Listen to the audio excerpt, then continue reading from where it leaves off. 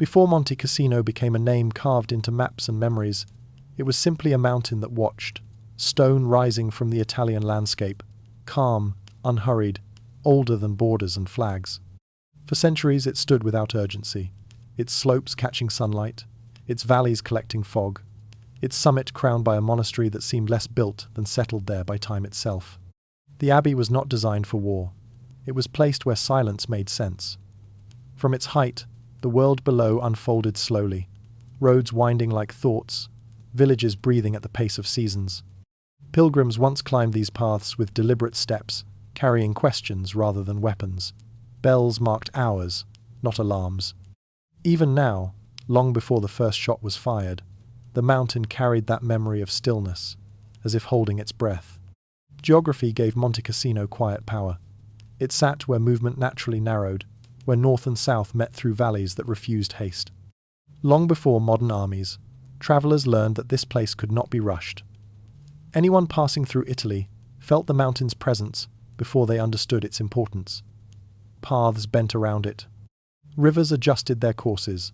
The land itself seemed to defer. Spiritual meaning gathered here as well, layering over stone-like sediment. The monastery represented endurance rather than dominance, continuity rather than control. It survived invasions, collapses, plagues, and forgetting. Each generation repaired it not to make a statement, but to preserve a rhythm. That persistence mattered. It told a quiet story about permanence in a world that rarely stays still. As Europe slid toward war, the mountain remained unchanged, at least on the surface. Mornings arrived, wrapped in mist. Evenings settled into cool shadow. Narrow roads carried ordinary traffic, unaware they were being measured. Somewhere beyond the horizon, engines were starting, orders were being drafted, lines were being drawn. None of that reached the summit yet. The mountain kept its silence. What made Monte Cassino dangerous was not ambition, but position. It did not demand attention, yet everything moving through the region had to acknowledge it. To ignore the mountain was to leave one's path exposed. To go around it was to lose time that no one could afford. Even before strategy entered the conversation, inevitability had already arrived. Maps began to linger over this peak. Fingers traced routes that tightened here. Eyes returned to the same elevation lines, again and again. The mountain did not change, but the way people looked at it did. Somewhere between observation and intention, a quiet transformation occurred. Monte Cassino stopped being scenery and became obstacle, then question, then fixation.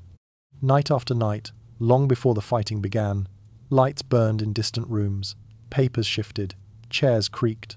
Somewhere, someone stared at the outline of this mountain and felt unease without yet knowing why. The silence was no longer empty. It was expectant. By the time the world finally spoke in guns and steel, Monte Cassino had already chosen its role, not as a symbol, not as a fortress, but as a pause that no one could skip. A place where movement would slow, patience would thin, and certainty would quietly dissolve. The mountain waited, unchanged, as history leaned closer. There was no warning carved into the rock, no signal announcing what was about to happen. The mountain did not threaten. It simply existed in the way certain places do, drawing consequence toward them without intention. Generations had passed beneath its gaze without conflict, believing time would continue that way.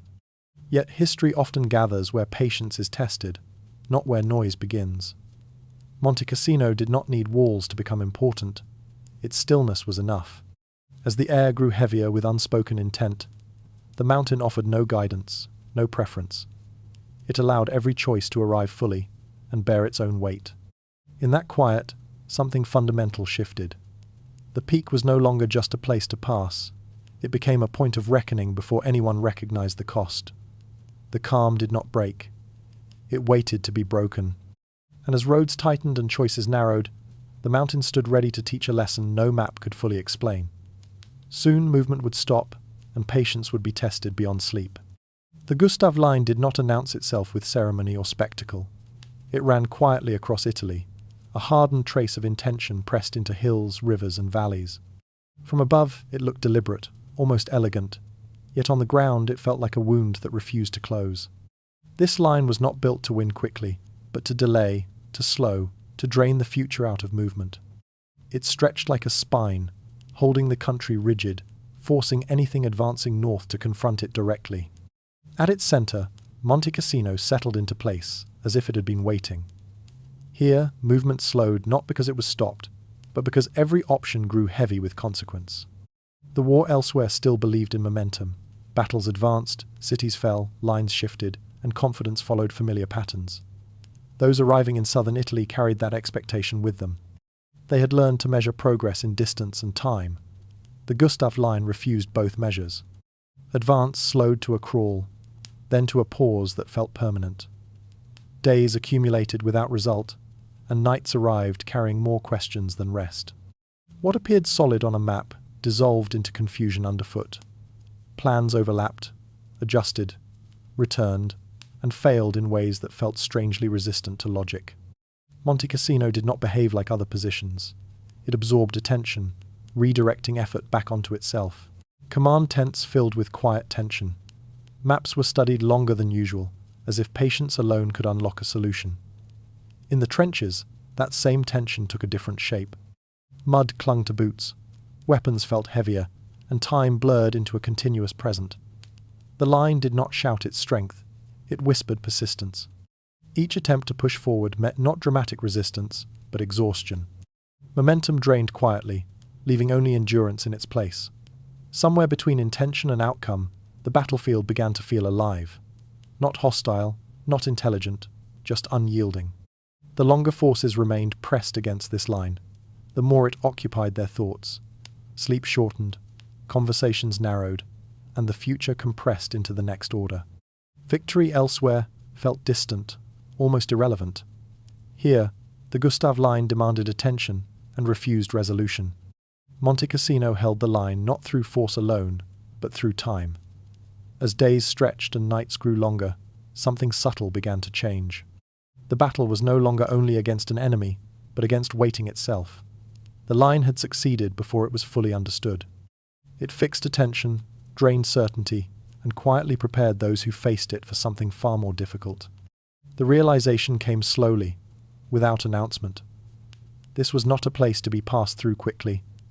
It was a place that required presence, patience, and a willingness to remain exposed. In resisting movement, the line began to shape the people confronting it. Confidence thinned, replaced by routine and repetition. Orders were followed more out of habit than belief. The mountain at the center watched all of this without response. Monte Cassino did not need to act. Its presence alone slowed the war to a different rhythm. Here, speed lost meaning. What mattered instead was endurance, measured not in courage, but in the ability to remain. As pressure mounted, the line between strategy and fixation began to blur. The Gustav line was no longer just a defensive position. It became a mental boundary, a place where progress stopped and uncertainty settled in. Those who stood before it sensed, often without words, that something long and sleepless was approaching. The war had paused here, gathering weight. Soon, attention would narrow further, slipping away from lines and maps toward individual eyes open in the dark. The Gustav line had done what it was built to do. It stopped time just long enough for the cost to become unavoidable. As movement froze against the mountain, the battle prepared to change shape. What followed would not be decided by distance, but by how long human beings could remain awake. The line had held, and in doing so, it pulled the war inward. Attention tightened, silence thickened, and the longest night began to take shape. Soon the story would leave the maps entirely and enter the darkness where sleep no longer came at all ever again for anyone involved. The first assault did not begin with doubt, it began with belief. After weeks of study and preparation, confidence still lingered in quiet places. Plans felt solid, timetables were set. The mountain, unmoving and silent, appeared finally understood. Those assigned to advance believed they were stepping into a difficult task, not an impossible one. Monte Cassino looked formidable, but familiar ideas of pressure and progress still applied, or so it seemed. The attack unfolded with intention, then immediately began to unravel. Sound behaved strangely. Artillery echoed back on itself, blurring direction and distance. Orders that felt clear when spoken dissolved as they travelled. Visibility collapsed without warning, swallowed by smoke, stone dust, and sudden shifts in weather. The ground offered no consistent footing. Paths vanished. Slopes revealed angles that had never appeared on maps. What was expected to move forward hesitated instead. Resistance came, but not in the form anticipated. It was not a single force pushing back, but the terrain itself resisting clarity.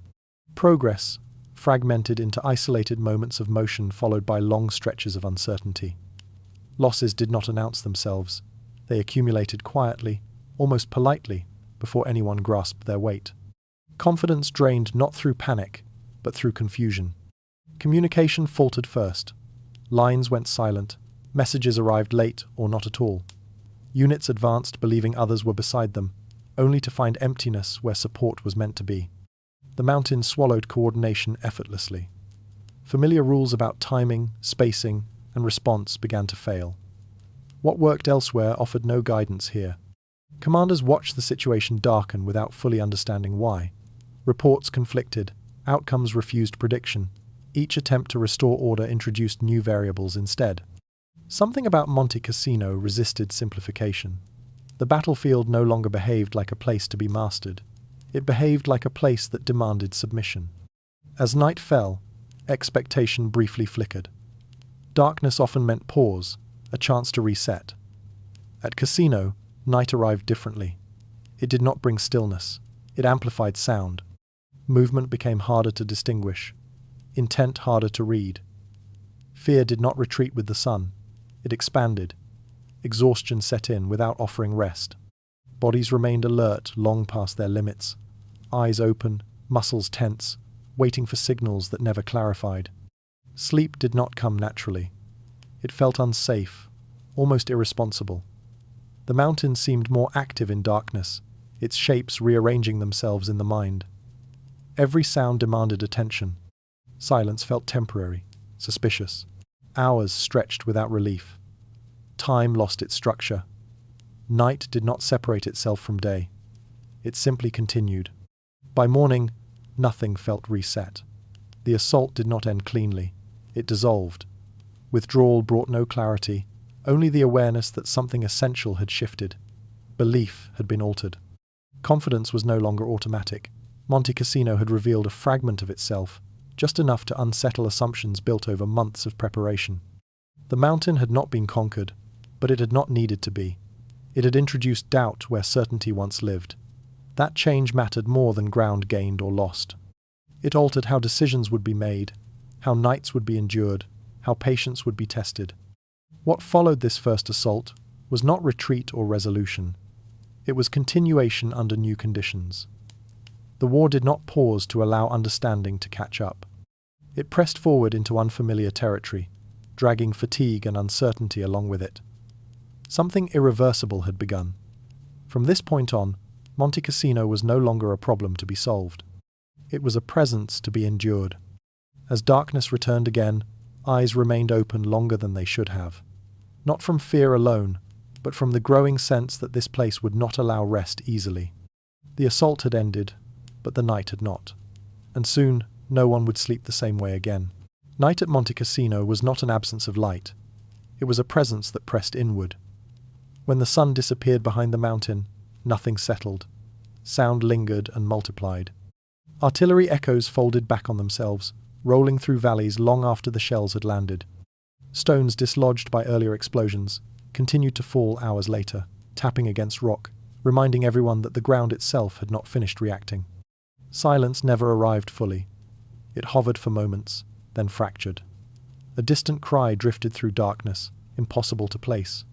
Boots shifted in mud with exaggerated volume. Metal scraped unintentionally, sounding louder than intended. Even when nothing moved, the air carried expectation. Night did not calm the battlefield. It sharpened it. Sleep became less a choice than a negotiation constantly postponed.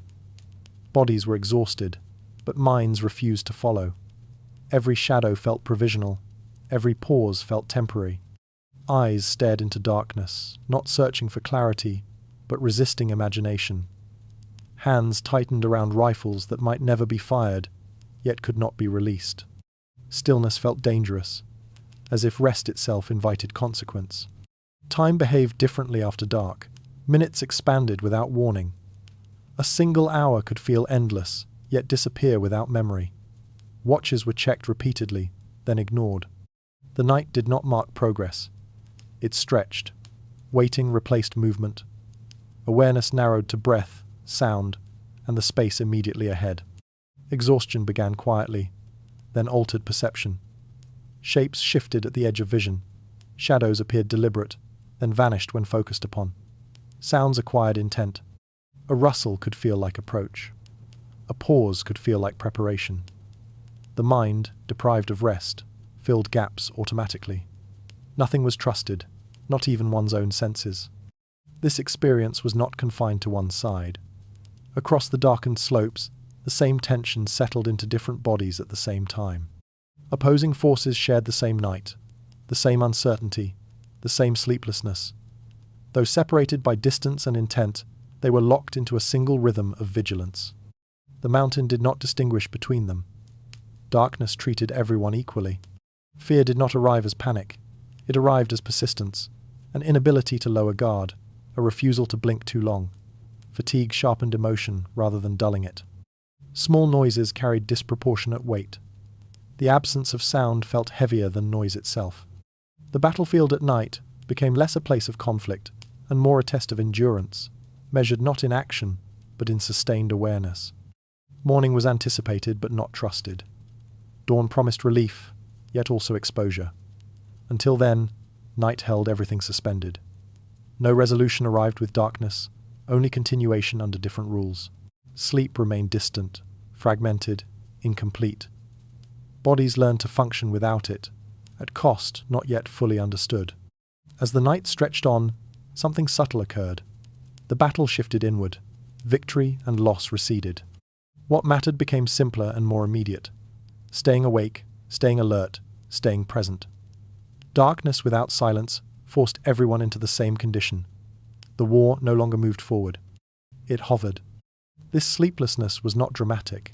It was quiet, cumulative, shared. Night after night, awareness remained elevated beyond design. The mountain absorbed the tension and reflected it back endlessly. As exhaustion deepened, reality itself began to soften at the edges, preparing the ground for distortions yet to come. At Monte Cassino, time did not move forward. It unraveled. Hours stopped forming a sequence and instead collapsed into one another, indistinguishable and unmarked. Soldiers struggled to remember when they had last slept, not because the memory was distant, but because it no longer belonged to any recognizable frame. Fatigue dulled edges of thought, yet refused to loosen its grip. Eyes stayed open not through discipline, but necessity. Orders arrived stripped of rhythm. Some came too late to matter, others arrived incomplete, and many never came at all. Without reliable instruction, anticipation filled the gaps. Waiting became active, tense, exhausting. Time could no longer be tracked by watches or sunrise. It was measured instead by spikes of fear, by sudden sounds, by moments when the body flinched before the mind could react. Each surge replaced another lost hour. Constant alertness began to erode identity itself. Men no longer thought in terms of where they had been, or where they might go next. The past faded into fragments. The future shrank to nothing. Existence narrowed into seconds, each one demanding full attention. Survival required presence so intense it left no space for reflection. Even personal thoughts felt like distractions that could not be afforded. Rumors moved through the darkness with ease. Whispers of breakthroughs that never came, enemy movements that dissolved by morning, reinforcements promised but unseen. None could be confirmed, yet all carried weight. In the absence of sleep, imagination gained authority. The mind searched constantly for patterns, for explanations, for signs that meaning still existed. Often, it found them where none were real. Despite overwhelming resources and unmatched firepower, progress remained stalled. The revelation arrived gradually, without announcement. This battle was not being decided by strength alone. It was being shaped by exhaustion, confusion, and the limits of human attention. The mountain did not defeat anyone directly. It magnified weakness, stretched endurance thin, and allowed fatigue to do what force could not. This realization unsettled more than any loss of ground. Courage remained, discipline remained. but neither could restore clarity once time itself had dissolved. The war did not feel lost, but it no longer felt controllable. Commanders and soldiers alike sensed the same quiet truth. Endurance had limits that no amount of resolve could erase. The night continued without resolution. Sleep did not return. Fear marked time more reliably than any clock. With each passing hour that could not be counted, perception fractured further. The mind adjusted to sleeplessness as if it were permanent. And as clarity slipped away, the battlefield prepared for a decision born not of strategy, but of desperation. By the time the decision began to take shape, clarity had already vanished. Command rooms stayed lit through cycles of night that no longer felt separate from day. Faces sagged with exhaustion, eyes rimmed red, hands steady only through repetition. Sleep was discussed the way weather might be discussed, acknowledged but uncontrollable. Intelligence arrived in fragments. Reconnaissance contradicted itself. Reports overlapped without aligning. Each piece of information felt incomplete, yet each demanded response. Waiting seemed dangerous. Doing nothing felt like falling behind time itself. The fear was no longer of attack, but of stagnation. As hours stretched, caution slowly lost its authority. The longer the situation remained unresolved, the more acceptable drastic measures became. Not because they were trusted, but because they promised movement. When progress disappears, any direction can begin to look forward. Commanders had been awake long enough to feel detached from consequence. Not reckless, but narrowed. The mind under exhaustion simplifies. Complex outcomes shrink into immediate problems. Moral weight does not vanish, but it becomes harder to hold all at once. Decisions compress themselves into necessity. Around tables covered with maps, attention fixed on the mountain. Monte Cassino appeared unchanged, unmoved by the pressure gathering around it. The silence it maintained felt intentional, as though withholding resolution. Each delay fed frustration. Each failed attempt added urgency. Something had to give. The idea did not arrive suddenly. It accumulated, suggested quietly, then repeated. Each repetition stripped away hesitation. The proposal framed itself as practical, even restrained. A way to clear uncertainty. A way to reset conditions. It was not spoken of as destruction, but as solution. No one slept before it was finalized. Fatigue softened resistance. Doubt remained, but it was outpaced by urgency. The belief took hold that decisive action would restore order, restore momentum, restore clarity. That whatever followed could be addressed later. Only gradually did the implications surface. This choice would not simply affect troop movement or terrain. It would echo far beyond the immediate moment. It would alter how the battle was remembered, how justification was offered, how necessity would be explained. Yet exhaustion demanded closure. Patience had been stretched beyond usefulness. Waiting felt indistinguishable from failure. And so the decision settled into place, heavy and irreversible. It promised an ending to uncertainty, even if it introduced something worse. What was about to happen would reshape the mountain, silence its ambiguity, and rewrite the rules under which the battle had been fought. It would be framed as unavoidable. It would be defended as required. And once carried out, it could not be withdrawn. As dawn approached, plans moved forward without celebration. There was no relief, only resolve. The night had taken too much to allow hesitation. History often imagines decisions as sharp moments of clarity. This one emerged from exhaustion, shaped by sleepless minds seeking release. The mountain remained still, unaware of the weight being placed upon it.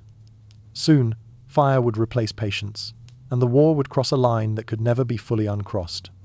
It was a moment born not from clarity but compression, where endurance collapsed inward and demanded relief. The choice carried the fatigue of countless hours without rest, distilled into action.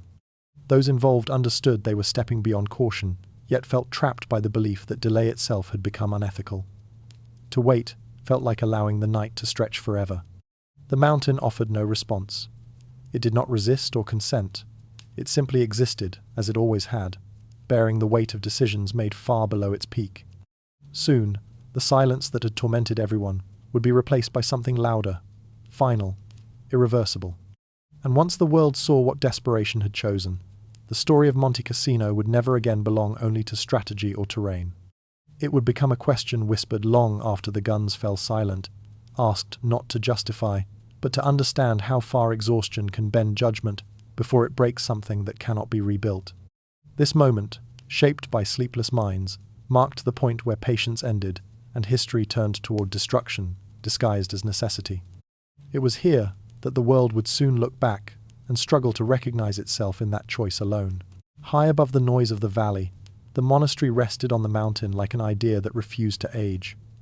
Long before artillery traced the air below, these stones had learned patience. Walls worn smooth by centuries of hands absorbed light quietly, asking nothing of the world around them. The abbey did not dominate the landscape, it belonged to it. From its height, generations had watched empires arrive and dissolve, each convinced of permanence, each eventually replaced by silence. The mountain carried this memory upward, holding it intact, while everything else below continued to change. Inside, routines persisted as they always had. Footsteps echoed softly along corridors shaped by prayer rather than command. Candles were tended with care, books restored, meals taken at measured hours. Even as distant detonations rolled through the valley, the monastery maintained its rhythm, not in defiance, but in continuity. Faith here was not loud. It was practiced through repetition, through the belief that stability itself could outlast disruption. To those within its walls, the world beyond was changing, but the purpose of the place remained unchanged. From below, the abbey appeared untouched, its silhouette steady against the sky. From within military conversations, it became something else entirely. Questions circulated without answers. Was the monastery being used? Were its heights offering unseen advantage? Some insisted it was empty of soldiers, protected by tradition and restraint. Others believed silence itself concealed intent. No evidence satisfied everyone. Doubt settled in the spaces between certainty and fear, growing heavier with each sleepless night. The monastery could not respond to suspicion. It had no voice to defend itself, no ability to clarify what others imagined.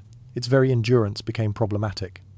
What once symbolized continuity now appeared, to some, as risk. Preservation and danger blurred. The longer the uncertainty lasted, the more the unanswered question demanded resolution. History has little patience for ambiguity under pressure, and Monte Cassino stood at the center of that impatience, elevated yet powerless. Artillery continued below, distant but persistent, shaking dust from ancient stone. Inside the abbey, awareness of danger never fully disappeared, yet neither did routine. This contrast sharpened discomfort elsewhere. The possibility that something sacred could also be strategic unsettled easy distinctions. Commanders weighed restraint against responsibility, knowing that waiting carried its own cost. Every hour without certainty pressed harder than the last. The monastery waited as it always had, unchanged in form, burdened only by what others projected onto it. It did not choose sides, yet it was being assigned one. Fear fed speculation, and speculation demanded action. With each passing night, doubt hardened into something closer to resolve. The question no longer lingered gently, it pressed. When preservation begins to feel indistinguishable from threat, patience erodes quickly. Somewhere between reverence and necessity, a line was forming that could not remain invisible much longer. The abbey remained silent, standing above the guns, while history leaned closer, deciding whether faith itself had become an unacceptable risk. No announcement marked this shift. It happened quietly, inside tired minds, balancing responsibility against fear of failure. The longer uncertainty endured, the more restraint appeared reckless. Silence, once respected, now felt dangerous. Each report that could not confirm innocence fueled imagination. Each delay fed suspicion. The monastery became less a place and more a question no one could afford to leave unanswered. What had endured for centuries now faced judgment compressed into days. The mountain held its breath as attention narrowed upward, towards stone that had never answered to urgency. What followed would not be framed as doubt, but as necessity, forged by sleepless calculation and a desire to end waiting at any cost. In that narrowing focus, hesitation lost its authority. Moral weight did not disappear, but it became harder to carry alongside fatigue. The sanctuary remained unchanged, yet perception of it shifted, pulled by pressure and fear. Something ancient was about to be judged by modern urgency, and once that judgment was made, it would not belong to the mountain anymore, but to everyone who watched it fall. The doubt had finished growing. Resolve was arriving, and with it a choice history would never rest comfortably beside. Long before consequences were understood, the moment itself was already irreversible. Nothing beneath the mountain would change. The sky did not open with violence at first. It changed tone. A low, distant sound drifted into awareness long before impact, steady and mechanical, cutting through the mountain air with unnatural consistency. Engines approached from beyond sight, their rhythm unfamiliar to a place shaped by bells and wind. Shadows crossed stone walls as people looked upward, uncertain, already knowing too much. Within the monastery, movement became deliberate and quiet. There was no panic, only urgency sharpened by restraint. Monks gathered what could be carried. Civilians stepped through corridors they had walked all their lives, now feeling borrowed. Stone that had held silence for centuries absorbed the growing pressure without complaint. The mountain remained still, watching the sky fill with intent. When destruction arrived, it did not announce victory. It erased form. Sound collapsed inward, crushing air and memory together. Stone fractured in ways no age had prepared for. Dust surged through spaces that had never known disruption. Walls folded, ceilings fell, and what had endured countless generations gave way in moments. There was no rhythm to the collapse, only momentum. The force did not discriminate between meaning and material. Everything yielded equally. Below, soldiers watched as the summit changed shape. Some expected release, others felt disbelief. The mountain did not split open or fall silent. The battlefield below did not unlock. No path suddenly cleared. The promise carried into the sky did not return with answers. Instead, smoke settled thickly over ruin, obscuring the peak entirely. Sound lingered after the bombing ended, ringing against stone and memory alike. Then came a silence unlike any before. Heavier, less patient. It was not the calm of resolution, but of suspension. Smoke drifted slowly, carrying dust that settled on everything beneath it. Visibility shrank. Certainty dissolved. The act meant to restore order introduced confusion instead. The monastery was gone, yet the battle remained unchanged. The logic behind the decision struggled to find confirmation. No immediate advantage emerged. The mountain did not yield access. Resistance below did not dissolve. What remained was absence, where presence once held meaning. Shock travelled quietly through those watching. The expectation of progress faltered. What had been framed as necessary clarity now felt unresolved. Power had been applied fully, decisively, yet purpose did not follow. The silence after the bombing did not answer questions. It multiplied them.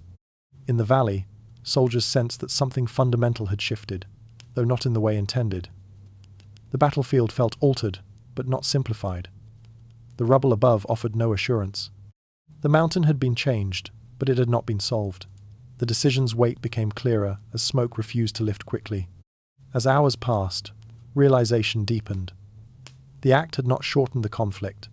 It had not restored rhythm to time. It had introduced a new condition that could not be undone. What was removed could not be rebuilt within the space of the battle. What followed would have to occur within that absence. The monastery had stood for continuity. Its destruction did not deliver momentum. It delivered consequence. The sky had opened, but the ground had not followed. Confidence fractured beneath the weight of expectation unmet. Power, once trusted to resolve complexity, now exposed its limits. Monte Cassino remained where it had always been, altered in form, yet unchanged in influence. The mountain absorbed what had been done to it, offering no reaction beyond persistence. Smoke thinned slowly. Silence settled unevenly. The battlefield did not move forward. It turned inward. As dust settled, the promise attached to the bombing dissolved into unease. This was not the clarity anticipated. It was a threshold crossed without return. The decision had not ended uncertainty. It had redefined it. What followed would not be guided by patience or preservation, but by the consequences of destruction already set in motion. With the sanctuary gone, something more fragile took its place. The certainty that force could restore order was no longer intact. The mountain had been struck, but it had not yielded. And in that failure, A deeper reckoning began to form, one that would soon reveal effects no one had planned for, and consequences no strategy had prepared to contain. The ruins did not behave as expected. What had been reduced to broken stone did not clear the mountain. It reshaped it. Where walls once stood in clean lines, irregular fragments now formed layers of cover. Jagged edges interrupted movement. Collapsed corridors created pockets of shadow that never fully revealed themselves. The absence of structure did not simplify the battlefield. It multiplied its complexity. Soldiers advancing upward found themselves entering terrain that felt more deliberate than before. Rubble absorbed sound. Broken stone redirected movement into narrow, exposed paths. What had been imagined as cleared ground revealed itself as a maze without design. Every step demanded attention. Every pause invited danger. The mountain had not been weakened. It had been reconfigured. Positions that once might have been obvious were now invisible. Fragments of ancient stone offered protection stronger than intact walls ever had. Elevation remained unchanged, but perception did not. Lines of sight fractured. Familiar reference points vanished. The mountain no longer presented itself as a single objective, but as a series of uncertain spaces, each one difficult to read, each one capable of hiding resistance. Morale shifted unevenly. Some recognized the change immediately and felt the weight of it settle in. Others tried to push forward on routine alone, following orders without revisiting assumptions. Doubts surfaced quietly, expressed in pauses, in glances, in questions asked only once. The certainty that had driven the decision gave way to a more complicated reality. What had been meant to shorten the struggle extended it instead. History responded with irony. The act designed to reduce resistance had strengthened it by accident. The mountain no longer resisted openly. It absorbed pressure, redirected it, and scattered it. Progress slowed further, not because of renewed opposition alone, but because the terrain itself demanded caution at every turn. Attempts to adapt followed quickly, but adaptation required time that no longer felt available. Each movement forward now carried greater risk. The ruins offered countless hiding places, countless angles of uncertainty. The very destruction meant to restore clarity had erased it entirely. The battlefield felt denser, heavier, more intimate in its danger. Commanders and soldiers alike sensed the shift. Strategy felt increasingly distant from experience on the ground. Plans drawn in clean lines no longer matched what unfolded step by step. The mountain dictated conditions now, not maps or intentions. It seemed more entrenched than before, not through construction, but through consequence. Monte Cassino was no longer simply holding position. It was reshaping the conflict around itself. Every advance adjusted to the ruins. Every delay reinforced the mountain's influence. The environment had become active in a new way, less predictable, less forgiving. What had once been sacred space was now fractured ground that offered no moral clarity, only tactical difficulty. The realization settled gradually. This was not an obstacle that could be removed by force alone. The mountain had absorbed the decision and returned it altered. Resistance did not end. It evolved. The ruins did not mark progress. They marked permanence. As days passed, the cost of that permanence became visible. Fatigue deepened. Losses continued without dramatic shifts in position. The human price began to outweigh strategic calculation. What mattered less was who held which line, and more, how long bodies could endure the conditions imposed upon them. The battlefield had transformed, and with it the nature of the struggle. Certainty no longer guided action, endurance did. Monte Cassino stood changed, yet more powerful in its influence than ever before. It no longer needed intact walls to resist. The ruins themselves had become part of its defense. What followed would not be defined by decisive movements or singular choices.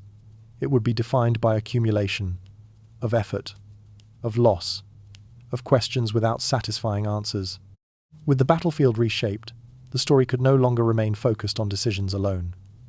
Attention began to shift, slowly and inevitably, toward the cost carried by those moving through the ruins. Strategy remained present, but it receded into the background. Human limits moved forward instead. And as the mountain continued to hold attention and time in place, it became clear that Monte Cassino was no longer just withstanding the war. It was actively transforming it into something heavier, longer, and far more difficult to escape than anyone had intended. At Monte Cassino, progress lost its scale. Distance no longer stretched across maps or timelines. It shrank inward, measured instead in the length of a body moving forward, then stopping. A few steps gained under fire. A few steps surrendered under exhaustion. Ground changed hands not through triumph, but through persistence, applied one attempt at a time. Advances did not unfold in sweeping motion. They began quietly, often at first light, sometimes in rain, sometimes in cold that settled into muscle and stayed there. Mud clung to boots with deliberate weight. Each step required decision. Paths dissolved into traps where movement slowed to struggle. What had once been solid ground turned unreliable, shifting beneath pressure. Momentum dissolved into effort. Attempts repeated themselves. Move forward. Hold briefly. Lose ground. Try again. The pattern became familiar without becoming tolerable. No single action felt decisive. Everything blended into repetition, and repetition extracted energy steadily. Days passed without visible change. Bodies grew tired without relief. The environment offered no accommodation. Rain filled shell holes and erased tracks, turning memory of movement into guesswork. The battlefield carried its own reminders. Fallen bodies remained where they had fallen, not out of neglect, but because retrieval was impossible. They became part of the terrain, silent markers of where advance had stopped. Passing them required acknowledgement without ceremony. Survival demanded attention forward, even when the past lay directly underfoot. Cold arrived quietly, then refused to leave. It settled into joints, stiffened fingers, dulled sensation. Pain became background noise, registered but deprioritized. Hunger sharpened focus without providing strength. Sleep arrived in fragments when it came at all, never enough to reset the body. Fatigue accumulated rather than released. There were no grand speeches to sustain resolve, no clear moments of inspiration. Persistence replaced motivation. Orders were followed because stopping felt worse. Each movement forward came not from belief in victory, but from refusal to remain still. Endurance became the most valuable resource, even as it wore thin. What heroism looked like changed here. It was no longer loud or visible. It took the form of standing upright after a fall, of advancing again despite knowing the outcome might not differ. Courage was expressed through routine, through continuing when meaning felt distant, through the decision to move despite understanding the cost. The mountain did not yield easily. Each attempt to claim space demanded payment in time and energy. Days were spent gaining what could be crossed in moments under different conditions. The environment dictated tempo. Weather replaced planning. Survival consumed attention so completely that strategy became secondary. In this narrowing focus, the war lost abstraction. It became immediate and personal. Each soldier carried their own measure of progress, defined not by objectives, but by how much of themselves remained at the end of each day. Ground gained felt temporary. Fatigue felt permanent. Repetition stripped away illusion. The battle was not moving toward a dramatic resolution. It was unfolding through accumulation. Of strain, of loss, of effort applied incrementally. Every step forward demanded more than the last. The body adapted only enough to continue, never enough to rest. Monte Cassino pressed everyone into this rhythm. Advance, stall, retreat, repeat. The cycle did not care about intention. It rewarded only endurance. Those who could continue longer remained. Those who could not collapsed quietly out of view. As days stretched into weeks, the cost became impossible to ignore. Progress existed, but it was painfully slow, measured against exhaustion rather than ambition. The mountain absorbed time and returned fatigue. What was taken was not free. Every foot of ground claimed extracted days in exchange. This was not a battle decided by sweeping victories. It was decided by persistence applied until nothing remained. Endurance itself became a radical act, practiced without applause. And as physical limits approached, attention began to turn inward, toward what this sustained effort was costing privately, beyond what strategy could account for. As the fighting continued without pause, attention drifted inward. When movement slowed and waiting filled the hours, thoughts turned to places far from the mountain. Homes appeared in fragments, not as complete memories, but as impressions. A doorway without context, a voice without a face. The idea of normal life felt distant, almost invented, as though it belonged to someone else entirely. Many carried paper they meant to write on. Some began letters during rare moments of stillness, forming sentences that never reached an end. Words felt inadequate, not because emotion was absent, but because it had nowhere to settle. Describing this place felt impossible. Silence seemed closer to truth than explanation. Thoughts went unrecorded, left unfinished, interrupted by sound or movement. The letters remained folded, unreadable even to those who held them. Time, before the battle, blurred into something unreal. Days once filled with routine felt exaggerated, stretched beyond credibility. The mind struggled to place itself back there. It was easier to remember exhaustion than comfort, tension than rest. The present consumed attention so completely that the past faded quietly, eroded not by loss, but by disuse. Under constant pressure, identity thinned. Names mattered less than roles. Personal detail became excess weight. Survival demanded focus on immediate need. The self reduced itself accordingly. Memories surfaced without invitation, then dissolved before they could be examined. There was no space to miss something properly. Longing required time, and time had become unstable. The erosion was subtle. No single moment marked the change. It occurred gradually, like stone worn down by water. Each day removed something small, a habit, a preference, a sense of direction. What remained was functional, alert, stripped of unnecessary layers. The war did not shatter identity suddenly. It dismantled it piece by piece. Fear shifted shape as well. Early on, death felt immediate, tangible, something to avoid.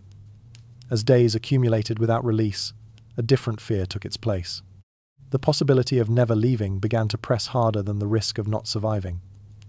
Endless continuation weighed heavier than a finite end. The thought of remaining trapped within repetition, without rest or meaning, unsettled even the most disciplined minds. This inversion carried quietly. It was not spoken aloud. It showed itself in behavior, in the way attention dulled at the idea of tomorrow. Courage was no longer defined by willingness to die, but by capacity to continue. Sacrifice lost its clarity. Endurance became burdened with uncertainty rather than purpose. Romantic ideas of war dissolved here. There were no noble arcs, no cleansing moments of decision, only continuation without horizon. The absence of resolution weighed heavily. Hope did not disappear entirely, but it narrowed. It focused less on victory and more on interruption, a pause, a chance to step away from the pattern. Letters remained unfinished, not because there was nothing to say, but because everything that mattered felt incomplete. Words could not contain the experience. Sending them felt dishonest. Silence felt closer to reality. The emotional toll accumulated quietly, without ceremony. Each unspoken thought added to the weight carried forward. In rare moments of rest, attention drifted toward questions without answers. How long could this continue? Whether leaving was still possible? If the battle itself had a conclusion waiting somewhere beyond exhaustion? These thoughts arrived without comfort, then lingered. As inner worlds continued to collapse inward, it became clear that the cost of Monte Cassino could not be measured only in ground or time. Something less visible was being worn away steadily. The battle pressed not just against bodies, but against the idea of return. And with that realization, attention turned toward the most difficult question of all: whether this place would ever allow release at all. Stalemate settled over Monte Cassino like weather that refused to move on. There was no clear beginning anymore, no distinct phase that could be named or measured. The battle simply continued, folding back on itself, repeating without rhythm. Days lost their edges. Nights blurred into mornings. The mountain remained, unmoved by the exhaustion accumulating beneath it. Reinforcements arrived, carrying fresh equipment and unfamiliar faces, yet their posture already showed fatigue. They inherited a battle mid-sentence, with no introduction and no conclusion in sight. Veterans offered no speeches, only brief gestures and warnings that lacked detail. There was nothing left to explain. Cassino was not something to be understood quickly. It was something that took hold. Commanders rotated through positions, bringing new ideas framed by old constraints. Plans shifted, adjusted, returned in altered form. Each iteration promised movement, yet produced only minor variation. The mountain seemed immune to intention. Its presence flattened initiative, absorbing effort without reflection. Strategy remained active, but it no longer felt decisive. The conflict lost its sense of narrative. There was no rising action, no turning point that clearly separated before from after. Everything happened at once and not at all. Attempts overlapped. Withdrawals blended into advances. The war here resisted definition. It could not be summarized without distortion. Stalemate became a force of its own. It shaped behavior, narrowed expectation, trained everyone to endure rather than anticipate. Attention turned away from outcome and toward continuation. Survival replaced ambition. The idea of winning felt distant, almost theoretical. What mattered was holding on long enough for something external to change. Slowly, a realization emerged, not through discussion but through shared awareness. Battles do not always end because someone achieves victory. Sometimes they persist until relevance erodes, until priorities shift elsewhere, until time itself moves forward, leaving unresolved conflicts behind. Monte Cassino began to feel like such a place. Important, but isolated, demanding attention disproportionate to progress. The world beyond the mountain continued its motion. Decisions were made elsewhere. Pressure accumulated not from failure, but from delay. The stalemate no longer felt temporary, it felt structural. Yet the battle did not end. It tightened. Tension coiled rather than released. Each day without resolution added weight. Each night extended the sense of suspension. The mountain held everyone in place, neither yielding nor advancing. Anticipation remained, but it lost clarity. There was no announcement marking this phase, no acknowledgement that the fight had changed character. It simply did. The absence of resolution became its defining feature. Cassino was no longer a problem to solve quickly. It was an experience to endure until something shifted beyond it. That shift had not arrived yet, but signs gathered quietly, patterns altered. Movement elsewhere began to matter again. Momentum prepared itself offstage. The battle at Cassino approached a turning point, not through action, but through accumulation. The story did not relax here. It narrowed. The unresolved tension remained deliberate, pressing forward without relief. What followed would not be clean or satisfying. It would come with cost layered beneath progress. As the mountain continued to resist closure, the world edged closer to forcing it open. Something was beginning to move. And when it did, it would not feel like victory. It would feel like release purchased at a price no one was prepared to fully account for yet. This unresolved state pressed equally on every role involved. Soldiers sensed that effort alone no longer promised transformation. Commanders felt options narrowing as time expanded. The mountain became a fixed presence around which everything else rotated. Hope did not disappear, but it changed texture, thinning into endurance rather than expectation. Each sunrise arrived without announcement, each sunset without conclusion. The absence of resolution itself became the defining experience. It taught patience without reward, persistence without celebration. What made Cassino exceptional was not the scale of action, but the refusal of narrative closure. It would not conclude on human terms. Instead, it waited, allowing pressure to accumulate elsewhere, letting momentum gather outside its shadow. When the shift finally came, it would feel less like a solution than an interruption, breaking the stalemate not through triumph, but through exhaustion of attention.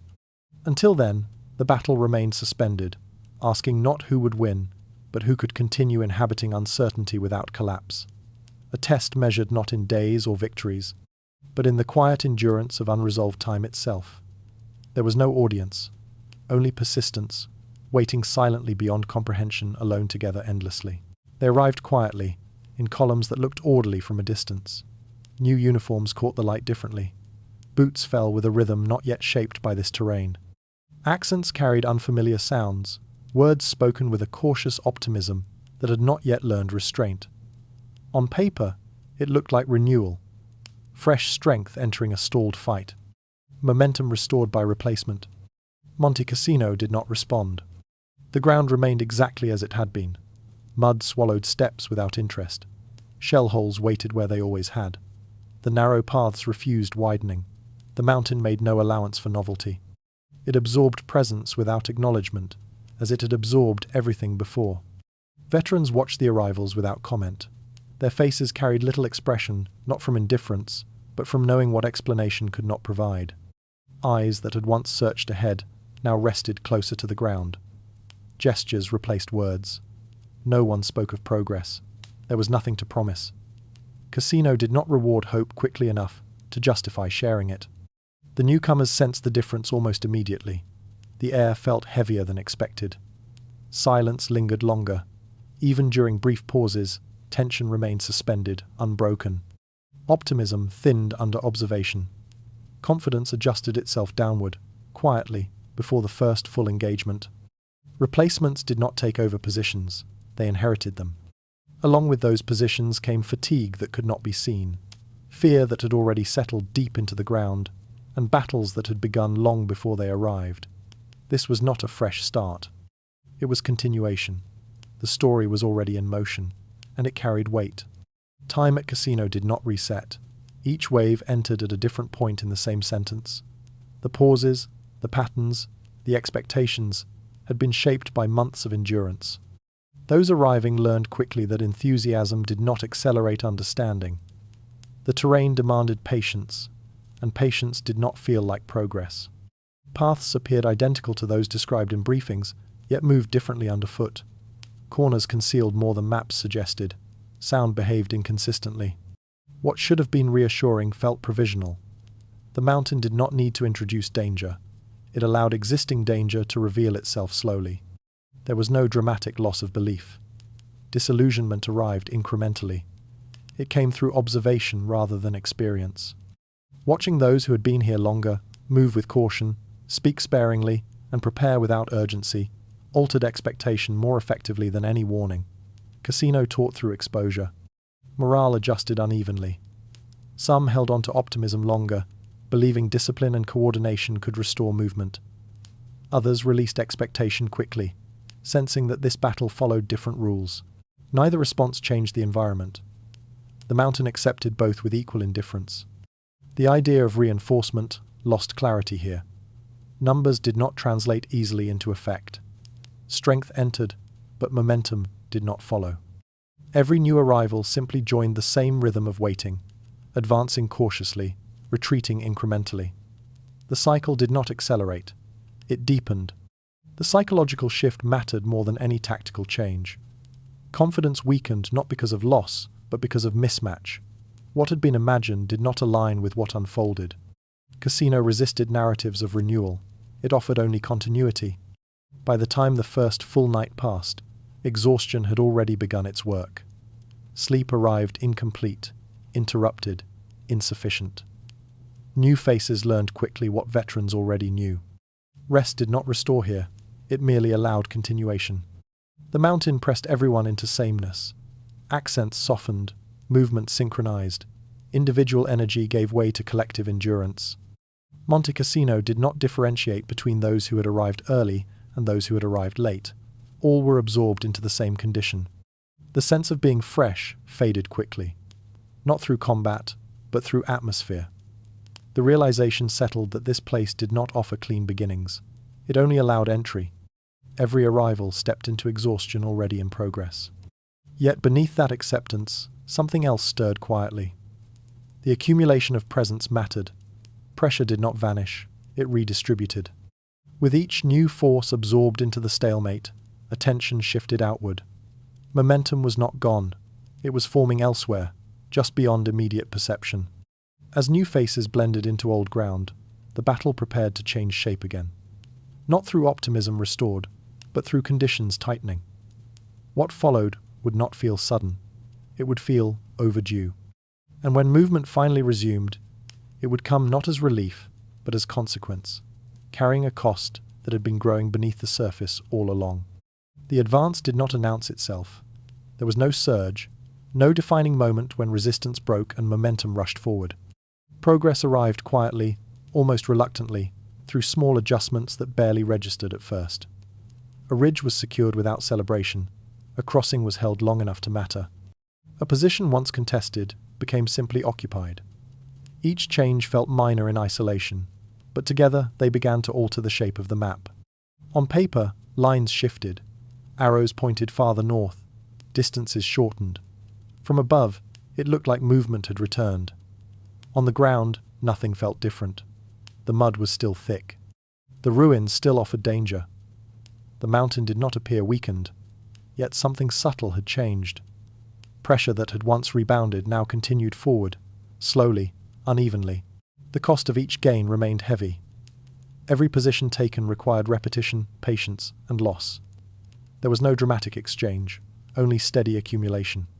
The math of the battle changed, not through dominance, but through persistence applied long enough to alter conditions. What had been impossible became merely difficult. What had been contested became routine. Relief did not follow success. Instead, it failed to arrive at all. The slowness of the process had stripped progress of its emotional release. Too much had been spent to celebrate what was gained. The advance felt administrative, recorded rather than felt. Achievements were noted, not absorbed. Victory, if that word still applied, carried no clarity. Those involved sensed the shift without understanding it fully. The mountain no longer held attention in the same way. Its grip loosened incrementally, not through collapse, but through endurance reaching its limit. Time and pressure aligned just enough to tilt balance. The change was irreversible, yet unsatisfying. Movement resumed without excitement. Orders flowed more reliably, but without enthusiasm. The focus remained narrow. Each objective achieved introduced the next without pause. The battle did not resolve itself. It reorganized. Maps continued to change faster than experience could adjust. What looked decisive from a distance felt fragile up close. Gains were real, but they did not erase fatigue. The sense of having waited too long lingered. Progress arrived, carrying the weight of what had preceded it. This was the breakthrough everyone anticipated, yet no one recognized emotionally. It did not roar. It whispered. It arrived through continuity rather than drama. And because of that, it left uncertainty intact. The mountain receded as a fixation, but not as a presence. Its influence diminished slowly, unevenly. Cassino had not been overwhelmed. It had been outlasted. That distinction mattered. It meant the cost was embedded into every step forward. As the battlefield shifted, those moving through it struggled to feel completion. They had waited for this moment, imagined it as release. Instead, it felt like a task completed late, under strain, without satisfaction. Momentum existed again, but it carried fatigue rather than hope. The advance changed the math, but not the feeling. The war resumed its motion, but Cassino did not fade easily. It remained as residue, embedded in every subsequent step. This was not the victory imagined in earlier nights of waiting. It was progress without pleasure. The mountain loosened its hold, but left behind weight that could not be shrugged off. With positions shifting and the line finally bending, attention turned toward the moment long anticipated. The battle was ending, but emotion did not match outcome. What followed would require reckoning, not celebration. And as the ground continued to change hands, everyone involved sensed that the most difficult part might not be the advance itself, but understanding what it had cost to make movement possible again. The fall of Monte Cassino did not arrive with noise. There was no sudden collapse, no moment that demanded shouting or celebration. Resistance thinned gradually, almost apologetically, as if retreat itself were tired. Enemy movement slowed, then faded, leaving behind stretches of ground that no longer reacted to presence. Silence returned unevenly, settling in pockets rather than all at once. Soldiers moved forward cautiously, expecting response that did not come. Spaces once crossed only under fire now lay open, exposed and strangely calm. Rubble that had demanded attention for months no longer carried intent. The mountain no longer pushed back. It allowed passage without comment. This was the objective everyone had waited for. It had been discussed, planned, postponed, reshaped, and paid for repeatedly. Yet when it arrived, it felt incomplete. Relief surfaced briefly, then stalled. Numbness followed closely behind. The emotional weight did not lift. It redistributed. Those who stepped into the quiet felt the mismatch immediately. Too much effort had been spent for resolution to feel this small. The absence of resistance offered no explanation for what had been endured. Cassino no longer resisted, but it also did not reveal meaning. It simply changed state. There was no clear marker separating before from after. The transition unfolded without punctuation. The mountain shifted from obstacle to background without ceremony. Attention struggled to adjust. The body prepared for tension that never returned. Muscles remained tight, eyes searched instinctively. Habit persisted longer than threat. Victory, if it could still be called that, felt administrative. A task completed late, under strain, without satisfaction. Maps reflected success more clearly than people did. The ground was taken, yet nothing inside felt settled. Completion lacked emotional confirmation. Relief competed with emptiness. Some felt grateful simply to stop waiting. Others felt strangely detached, as though the end had arrived too quietly to register. There was no collective release, only individual processing. Cassino did not offer closure. It offered absence. The mountain, unchanged in shape, stood indifferent to outcome. Its presence no longer fixed attention, but it did not disappear. The silence that replaced gunfire felt provisional, capable of breaking at any moment. Trust in stillness did not come easily. Effort lingered in the body. Fatigue did not lift with resistance. The end of fighting did not restore what had been spent. Time pressed forward, but without momentum. The sense of having endured something vast clashed with the smallness of the moment marking its end. No speech marked the fall. No visible boundary announced completion. Cassino receded quietly, leaving behind ground that no longer demanded defense. What remained was space where meaning should have gathered, but did not. The mountain had not been defeated so much as released. It allowed the battle to pass beyond it, but offered no reflection in return. It did not explain itself. It did not justify the cost. It simply stood, bearing the evidence without commentary. As attention shifted away, something else became clear. The achievement did not align with expectation. The end did not match the effort.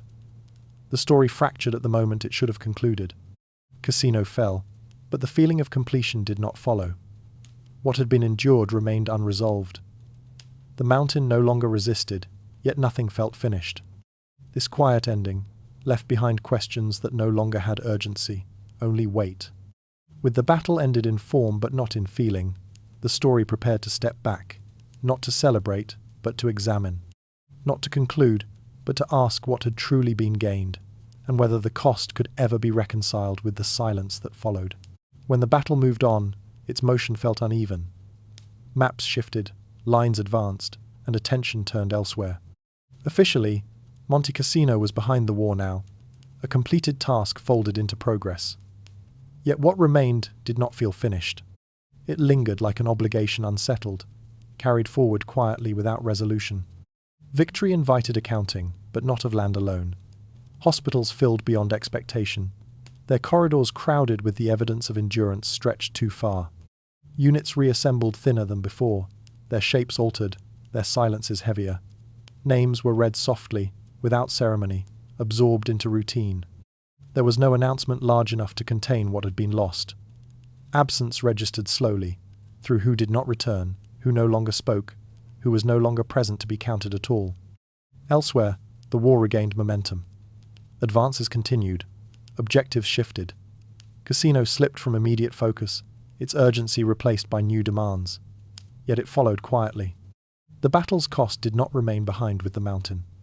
It travelled forward, embedded in memory, carried by those who had been there.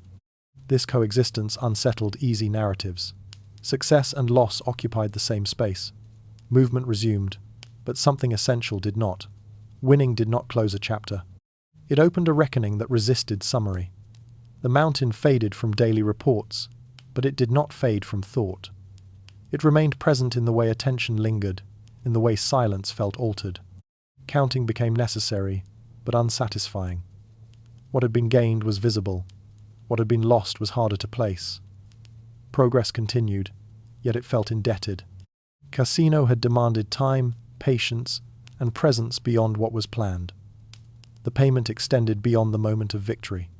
This reckoning did not arrive dramatically. It emerged gradually, through comparison, through noticing how much had changed and how little could be restored. Cassino had shaped the war's texture, altering expectations about effort and outcome. Its influence extended beyond strategy into perception itself. The mountain did not argue for its importance. It receded into background quietly, yet it cast a long shadow. Decisions made there shaped how future challenges were approached, how endurance was measured, how cost was considered.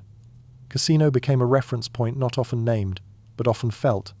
Victory elsewhere did not erase this. It layered over it. The war advanced, carrying its unresolved weight forward.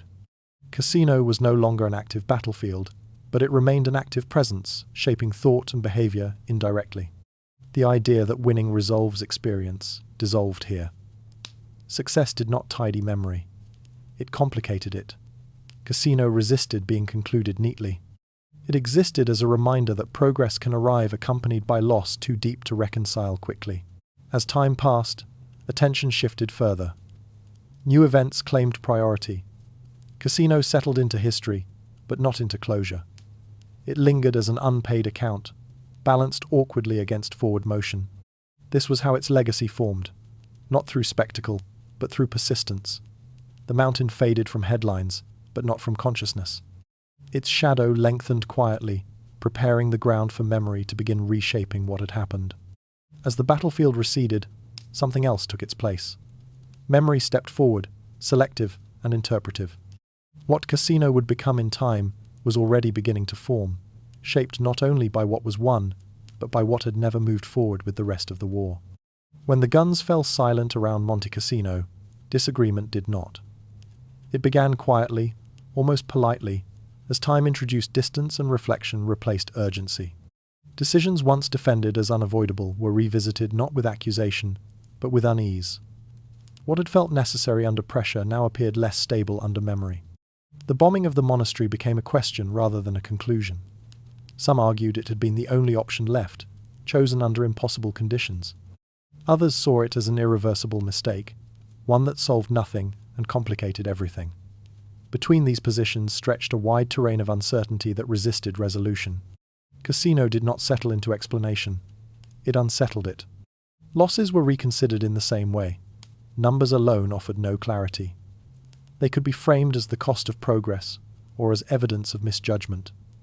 Neither interpretation satisfied fully. Delays were re-examined, not as failures of will, but as symptoms of something harder to define. The battlefield's resistance seemed to extend into history itself.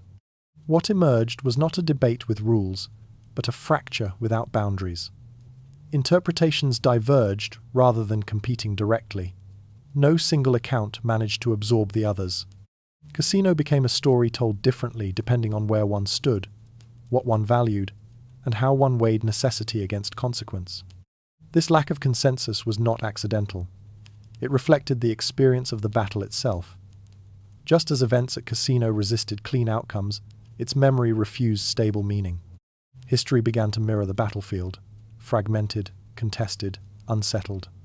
Attempts to simplify the narrative met resistance. Whenever clarity was proposed, something essential felt omitted. The more Cassino was explained, the less complete those explanations felt. It became easier to accept contradiction than conclusion. The battle did not offer a lesson neatly wrapped in outcome. Over time, Cassino transformed from an event into a reference point. Not a model to follow, but a reminder to hesitate. Not a triumph to celebrate, but a complexity to acknowledge. Its meaning shifted depending on context, shaped by those who returned to it with questions rather than answers. The arguments did not escalate. They persisted. They lived on in analysis, in reflection, in hesitation, whenever similar conditions arose again. Cassino did not fade into the background as other battles had. It lingered, unresolved, refusing to stabilize into a single story. This unsettled legacy mattered. It revealed something uncomfortable about how history is made, that events do not become clear simply because time passes. Some remain fractured because they were fractured from the beginning. Cassino's confusion did not end with the fighting. It extended into remembrance.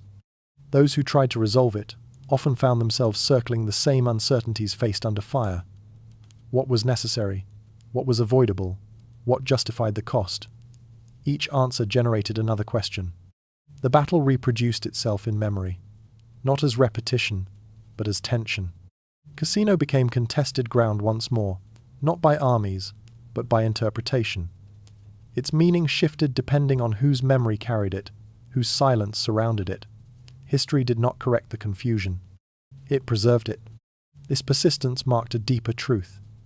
Some battles never conclude because they are not designed to resolve cleanly. They expose limits rather than lessons. Cassino revealed the strain between intention and outcome, between action and consequence. It refused to be simplified without loss. As memory divided further, the battle's shape changed again. It became symbolic, carrying meanings larger than itself. The mountain moved from geography into metaphor, from event into warning. What Cassino would represent going forward mattered more than what it had been. With the argument still unresolved, attention shifted again, away from what had happened and toward what Cassino had become. The battle was over in form, but alive in meaning, preparing to enter its next phase, not as a place of fighting, but as a symbol that could never be fully agreed upon. After the fighting moved away, Monte Cassino remained. Not as a battlefield, not even as a question, but as a place once more exposed to weather, time, and human return. Reconstruction began slowly. Stones were lifted from where they had fallen, sorted by hand, carried back into alignment. Walls rose again, guided by memory more than certainty. The monastery took shape once more against the sky, familiar in outline, altered in presence. From a distance, it appeared restored. From close range, something felt different. The stone stood, but the silence had changed. The rhythm that once defined the place did not simply resume. History does not reset itself when structures are rebuilt. What had been interrupted left residue no restoration could fully remove. Landscapes remember differently than people. They do not recall dates or decisions. They hold pressure instead. Weight, absence. The mountain absorbed centuries quietly before the war and did the same after. It did not distinguish between prayer and artillery. It allowed both to occur.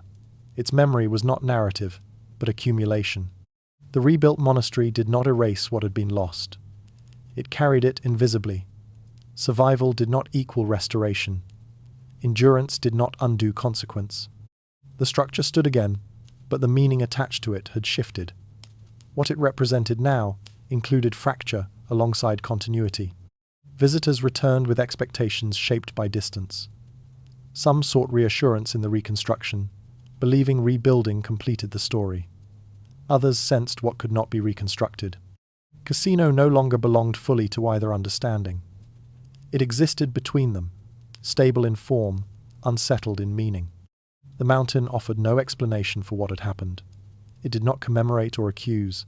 It simply remained, bearing the weight assigned to it by those who remembered. Its lesson did not come from what it proved, but from what it revealed. That endurance has limits. That certainty carries cost. That force applied without clarity reshapes more than terrain. Cassino became a quiet reference point, not often mentioned, but frequently felt. Its legacy did not reside in tactics or outcomes alone, but in how it altered understanding. It revealed the danger of believing pressure alone creates resolution. It showed how necessity can narrow vision until consequences are no longer visible. As time passed, the mountain settled back into the landscape. Grass returned, paths reformed, routine reasserted itself, yet nothing about the place felt untouched. Survival had required change, and change had left marks no rebuilding could smooth away. This was the mountain after meaning, not emptied of significance but layered with it, a place that carried what had happened without insisting it be resolved. Cassino did not ask to be remembered in any particular way.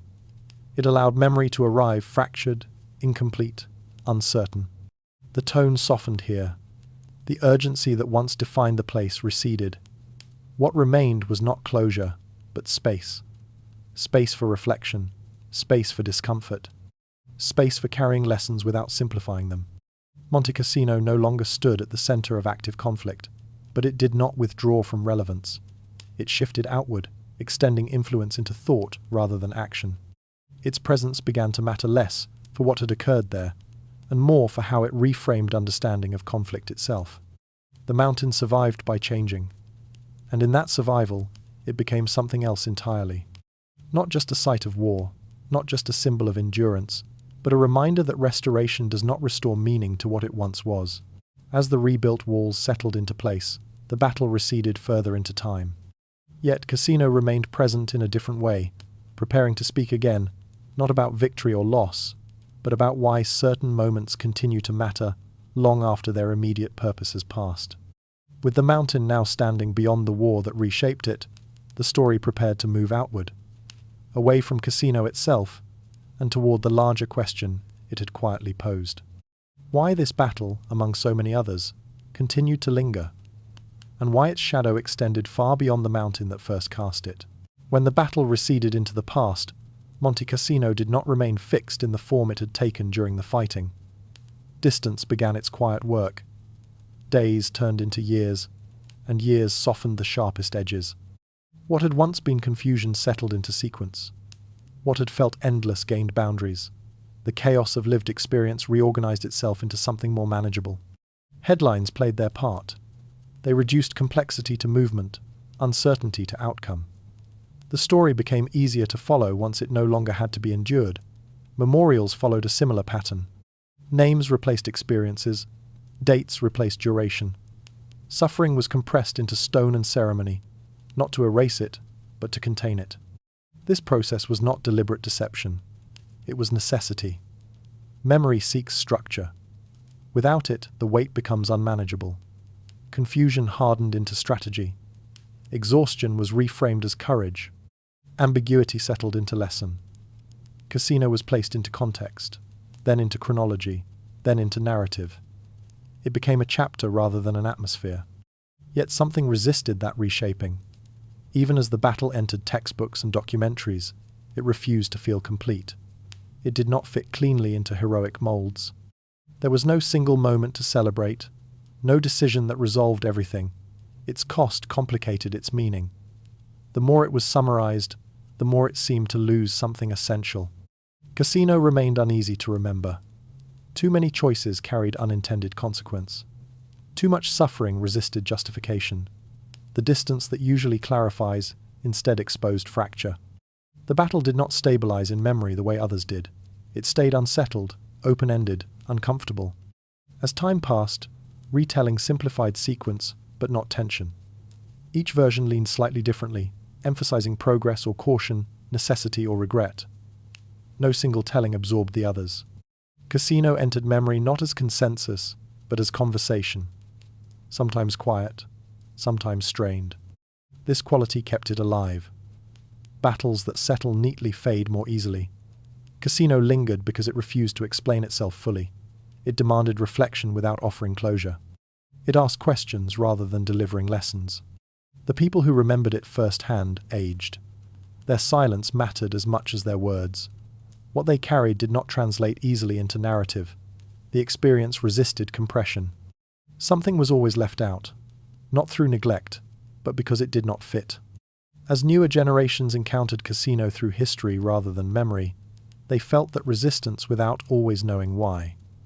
The battle appeared resolved on the page, yet unresolved in tone.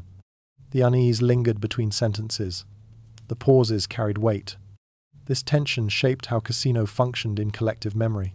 It did not become a symbol of triumph. It became a reference point for cost, for limitation, for the discomfort of decisions made under pressure. Even as details faded, that unease persisted. Cassino became less about what happened and more about what could not be easily concluded. It entered memory as a reminder that not all conflicts reward clarity, and not all endurance yields meaning. In this way, the battle remained active, not in terrain, but in thought. It survived not as a story of victory, but as a question that refused to close. And as memory continued to solidify, Cassino prepared to step beyond its moment in history, transforming from an event into something larger, something symbolic, something that would continue to influence understanding long after the details themselves grew quiet. After Monte Cassino left the front lines, it did not disappear into archives the way many battles do. It moved quietly into rooms where decisions were made in advance of future wars. Not discussed loudly, not celebrated. It appeared instead in pauses, in hesitations, in the careful way certain situations were framed without being named. Cassino was rarely held up as a model. It offered no clean example to follow. Instead, it existed as a reference point, that commanders approached indirectly, often without mentioning it outright. When terrain looked familiar in the wrong way, when momentum slowed against expectation, when force failed to produce clarity, Cassino hovered unspoken in the background. Its lessons were not written as instruction, they were absorbed as caution. Cassino did not teach what to do. It taught where confidence breaks. It exposed limits that doctrine prefers to ignore. Firepower reached its edge there. Intelligence collapsed into uncertainty. Human endurance proved finite, measurable, fragile. What made Cassino valuable in study was discomfort. It resisted simplification. Attempts to extract clear principles felt incomplete. The battle left behind a negative imprint, shaping decisions through avoidance rather than imitation. Future planning adjusted itself quietly, learning to hesitate where Cassino once demanded patience at unbearable cost. This influence was subtle. It did not announce itself in speeches or formal guidelines. It lived in changed assumptions, in altered expectations about how long pressure could be applied before diminishing returns set in the recognition that some positions could not be solved quickly, no matter how overwhelming the resources applied. Commanders did not study Cassino for its tactics alone. They studied it for what failed, for moments when certainty narrowed judgment, for how exhaustion distorted perception, for the danger of forcing resolution where clarity did not exist. In this way, Cassino became a warning embedded deeply into professional memory. It reminded decision-makers that not all problems respond to acceleration. That patience, once exhausted, does not automatically justify destruction. That terrain, human psychology, and time interact in ways that resist command. The absence of clear success made the lesson stronger. Cassino did not validate decisive action. It complicated it. That complexity lingered wherever similar conditions emerged. When progress slowed elsewhere, Cassino echoed without name, shaping restraint. The public rarely noticed this afterlife. Its influence unfolded quietly, shaping future conflicts indirectly. Decisions were made differently, not because Cassino was remembered explicitly, but because it had altered how limits were understood. This kind of legacy does not appear on monuments. It does not fit into celebratory narratives. It exists in what is not repeated, in what is avoided, in the questions asked before action is taken. Cassino taught through friction. It revealed that power applied without clarity can extend conflict rather than resolve it. That endurance demanded beyond design leads not to triumph, but to breakdown. These lessons did not age out. They traveled forward quietly. The battle's silence in education was deliberate. Cassino did not lend itself to slogans or simple takeaways. It required humility. Its presence reminded planners that not every conflict rewards certainty, and not every decision can be justified after the fact. Over time, Cassino became less a case study and more a shadow. It passed through generations of leadership as an instinctive hesitation, a reminder to pause, to question momentum, to recognize when force risks becoming its own problem. Having shaped thinking without recognition, Cassino's influence extended beyond planning rooms. Its caution seeped outward, touching how conflicts were framed, how patience was valued, how restraint regained legitimacy after eras of acceleration. The mountain itself no longer mattered here. What mattered was what it had exposed. Cassino survived as a lesson carried forward invisibly, shaping what came next without needing to be spoken. And as its influence stretched beyond military thought alone, the story prepared to widen again, asking how this quiet warning reached even further, beyond war itself. For generations, endurance had been treated as an unquestioned virtue. To persist was to prevail. To stay the course was to honor commitment. Monte Cassino unsettled that belief quietly, without argument, simply by existing long enough to expose its limits. Here, endurance did not lead forward, it circled inward. Soldiers endured day after day, pushing bodies beyond design. They survived conditions that should have demanded pause, believing survival itself justified continuation. Yet endurance did not lessen suffering. It prolonged it. The ability to withstand hardship became indistinguishable from the obligation to remain within it. What began as strength hardened into routine. Commanders endured as well. They persisted through delay, through uncertainty, through plans that refused to align with reality. Persistence became its own justification. Each additional day felt necessary to validate the days already spent. Waiting turned into investment. Withdrawal felt like negation. Endurance created momentum without movement. Nations watched and waited, their patience stretched across months without clarity. The expectation that endurance would eventually produce resolution remained unchallenged for too long. Resources continued to flow. Attention stayed fixed. The cost accumulated quietly, rarely questioned until it became unavoidable. Cassino revealed the danger hidden inside perseverance. When persistence is no longer guided by reassessment, it becomes fixation. Effort continues not because it works, but because stopping feels unacceptable. Endurance fills the absence of progress and convinces those involved that suffering itself carries meaning. This inversion was difficult to recognize. Endurance feels noble. It resists critique. Questioning it can resemble weakness or betrayal. Cassino forced that question into view. It showed that staying the course can deepen damage when direction is flawed. The battle did not fail because people lacked resilience. It strained because resilience was demanded endlessly, without adjustment. Endurance was praised even as it drained perspective. Those who persisted longest were not necessarily those closest to resolution. Cassino challenged the comforting myth that effort always redeems itself. It demonstrated that persistence without clarity can extend harm. That sacrifice does not automatically produce justification. That suffering, endured long enough, loses distinction between purpose and habit. This realization unsettled more than strategy. It reached into cultural belief. Societies often celebrate perseverance without asking where it leads. They frame endurance as moral proof. Cassino complicated that framing. It showed how easily endurance becomes an excuse to avoid re-examination. The mountain did not punish those who endured. It absorbed them. It allowed perseverance to continue until its cost exceeded its value. Only then did conditions change. Not because endurance succeeded, but because it exhausted attention elsewhere. The lesson carried forward quietly.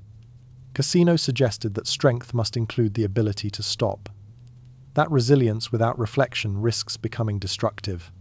That the most difficult act is not continuing, but reassessing when continuation no longer serves. This reframing unsettled deeply held assumptions. It did not dismiss endurance entirely. It repositioned it. Endurance without direction is not virtue. It is delay disguised as resolve. As the story moved beyond Cassino, this insight widened. The battle became less about a single mountain and more about a recurring human pattern, about how persistence can blind, about how commitment, once unquestioned, can trap individuals and societies inside outcomes they would never choose deliberately. Monte Cassino did not speak this lesson aloud. It demonstrated it through time, through repetition, through the slow erosion of clarity under the weight of continuing effort. Endurance had been trusted as solution. Cassino revealed when it becomes the enemy. And with that realization, the meaning of the battle expanded beyond history, offering a warning not limited to war, but applicable wherever persistence replaces reflection. With endurance redefined, the story could no longer remain contained within Monte Cassino alone. The mountain had exposed something universal, something uncomfortable. The narrative now needed to move outward, carrying Cassino's warning beyond the battlefield and into the broader human condition, where endurance is still celebrated, often without question. When the battle ended, survival did not arrive as release. It arrived as continuation. Trains began moving again, carrying people away from the mountain, yet no one stepped off unchanged. Homes were repaired, routines reassembled, voices returned to familiar spaces. Life resumed, but unevenly, as if restarting from memory rather than rest.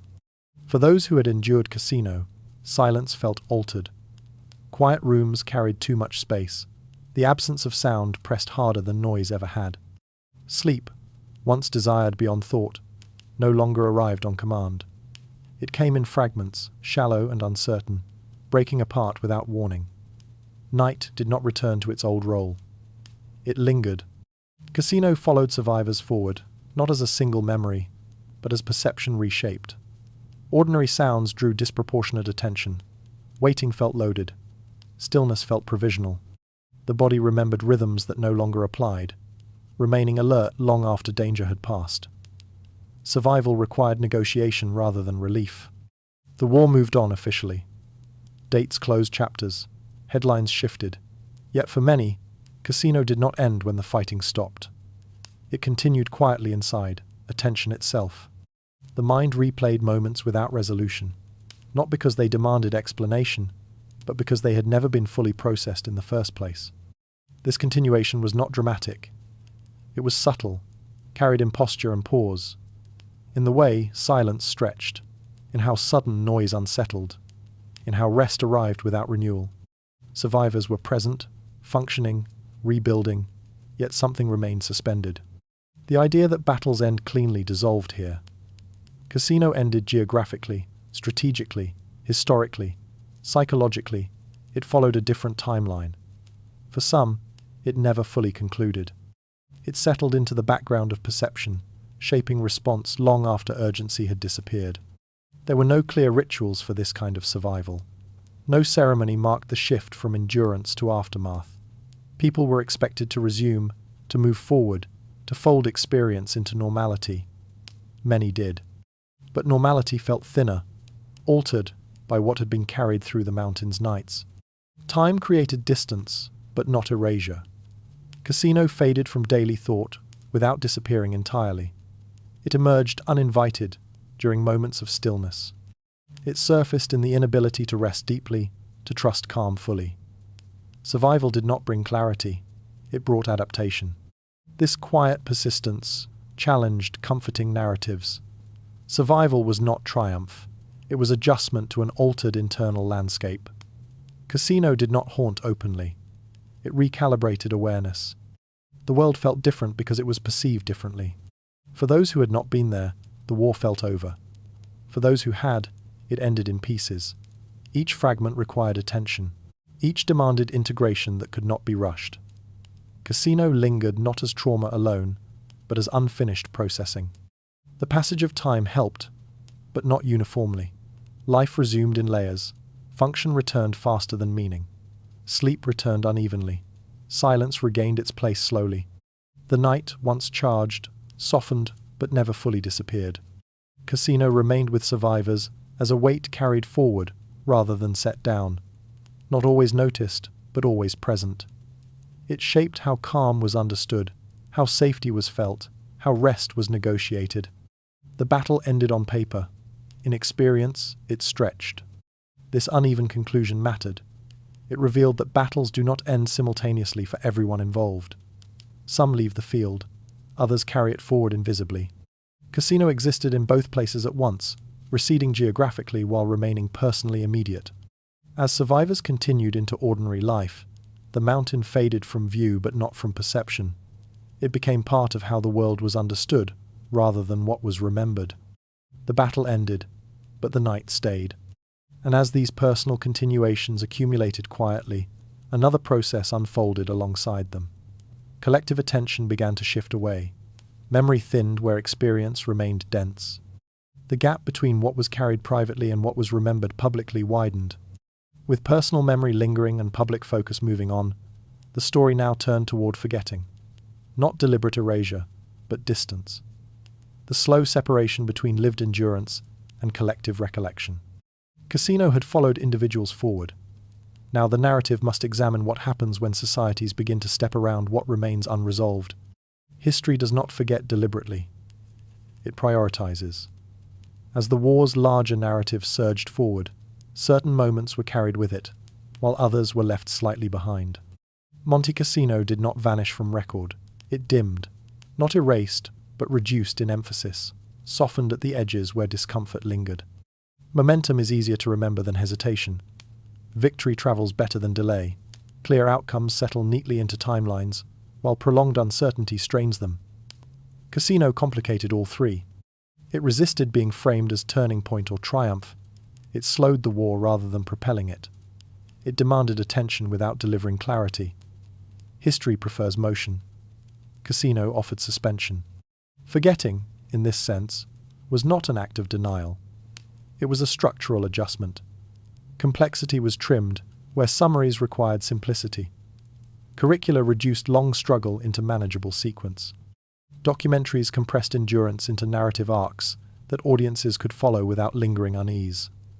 Commemoration focused on names and dates rather than duration and doubt.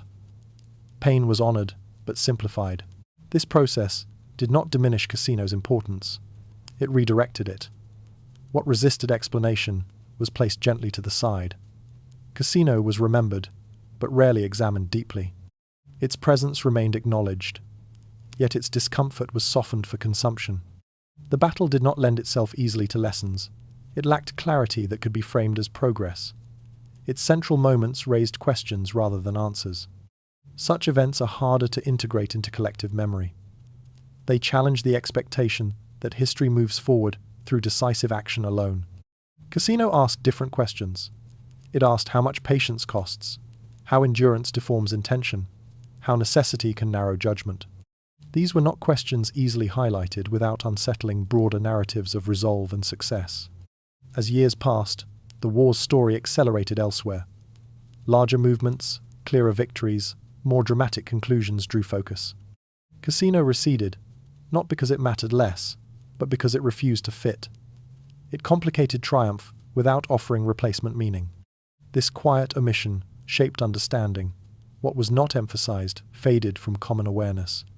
The absence was subtle. Cassino became known, but not felt, referenced, but rarely lingered on. Its lessons remained available, but required effort to uncover. History did not forget Cassino. It stepped around it. It acknowledged its place, then moved past without fully engaging its implications. The discomfort remained, preserved but muted. This selective memory revealed something broader. Collective storytelling often favors resolution over reflection. It prefers clean arcs over lingering questions. Cassino remained where those preferences faltered. By not emphasizing it fully, history preserved itself from instability. Cassino represented a kind of ambiguity that resisted closure. Allowing it too much space threatened coherence. So it was contained. Yet containment does not erase influence. Cassino remained present in quieter forms, shaping hesitation, altering judgment, resurfacing when similar conditions emerged. Its meaning persisted beneath emphasis. As time continued, this gap between lived endurance and remembered narrative widened. What individuals carried privately was increasingly absent from public story. Cassino survived within that gap. With forgetting examined not as failure but as preference, the story must now return once more to the mountain itself.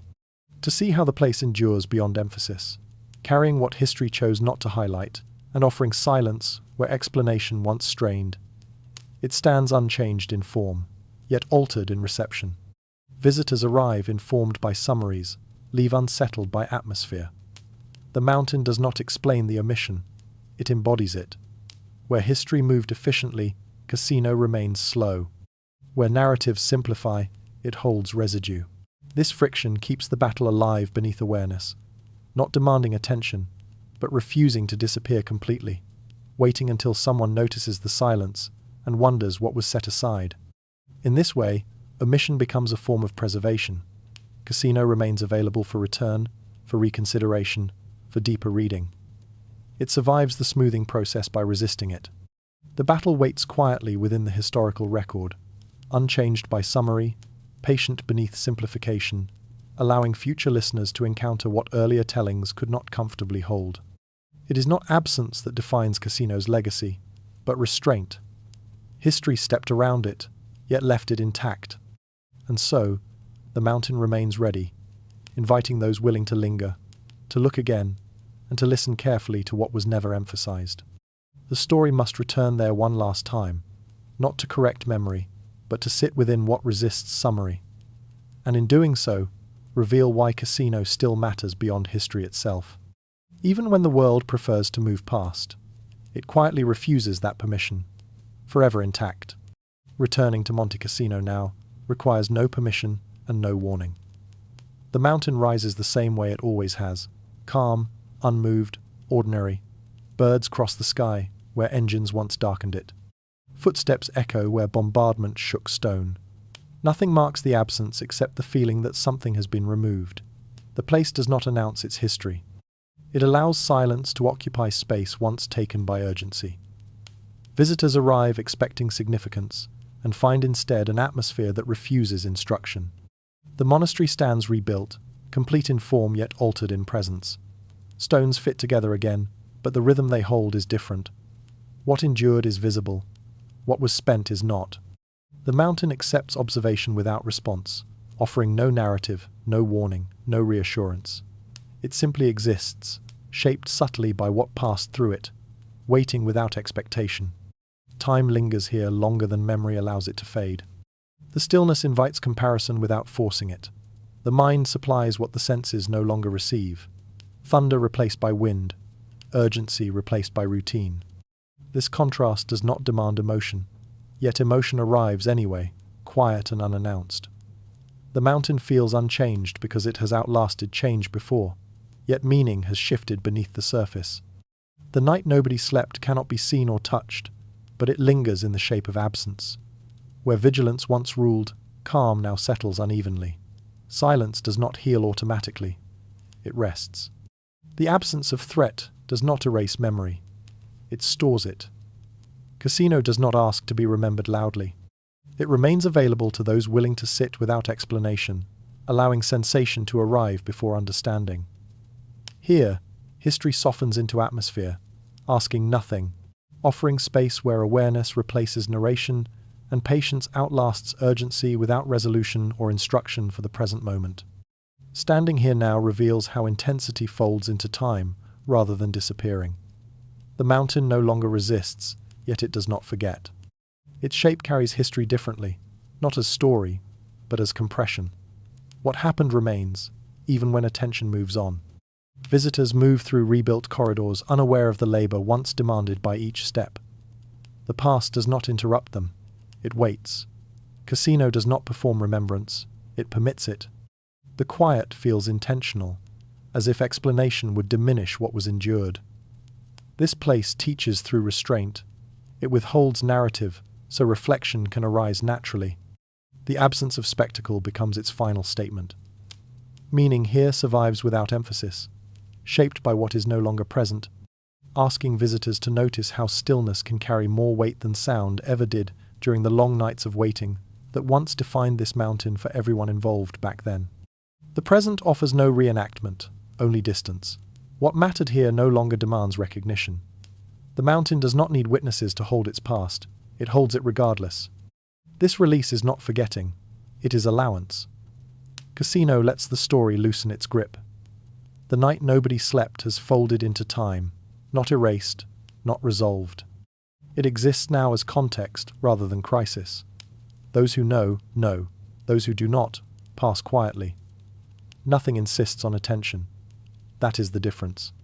Where urgency once ruled, permission now exists to pause. The mountain remains unchanged in outline, permanently altered in meaning. This quiet does not redeem the past or explain it, but it allows space for experience to settle without pressure, inviting reflection rather than conclusion in those willing to linger and listen beyond expectation, without searching for answers anymore here, in silence at the mountain today. This return asks nothing of the listener except presence. The story no longer presses forward, it settles. Monte Cassino stands as it does now, not demanding judgment, not offering absolution. What remains is space. Space for recognition without explanation. Space for acceptance without answers. The night nobody slept no longer calls for attention. It rests within history, waiting for those willing to approach it gently. With this stillness, the story loosens its hold. Nothing more must be proven. Nothing must be resolved. The mountain allows the narrative to release, leaving quiet where urgency once lived.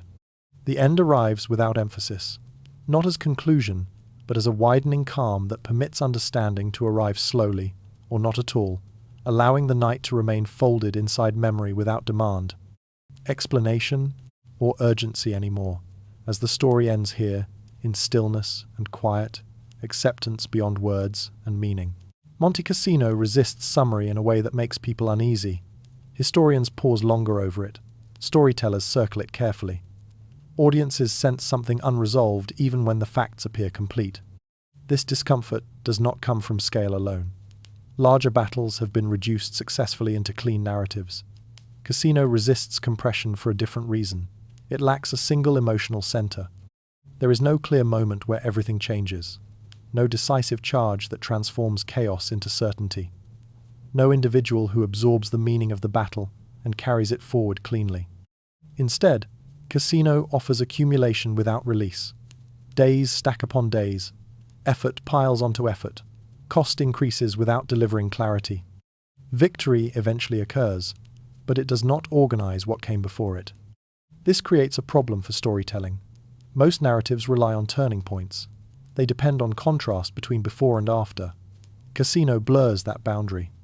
The battle does not transition so much as it exhausts itself. It stretches until movement resumes elsewhere. The ending does not reinterpret the beginning. It simply interrupts it. Losses matter deeply, but they do not resolve into lesson easily.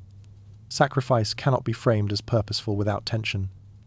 Decisions cannot be justified fully without leaving residue. Cassino refuses to reward explanation. Each attempt to summarize it leaves something essential behind. This resistance unsettles audiences accustomed to completion. When a story refuses to conclude neatly, it can feel unfinished or unsatisfying. Yet in the case of Cassino, that unease is not a flaw.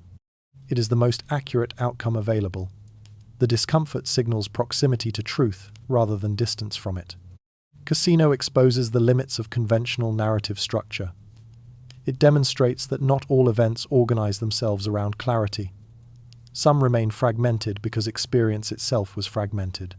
Attempting to force coherence risks distortion. Leaving tension intact preserves integrity.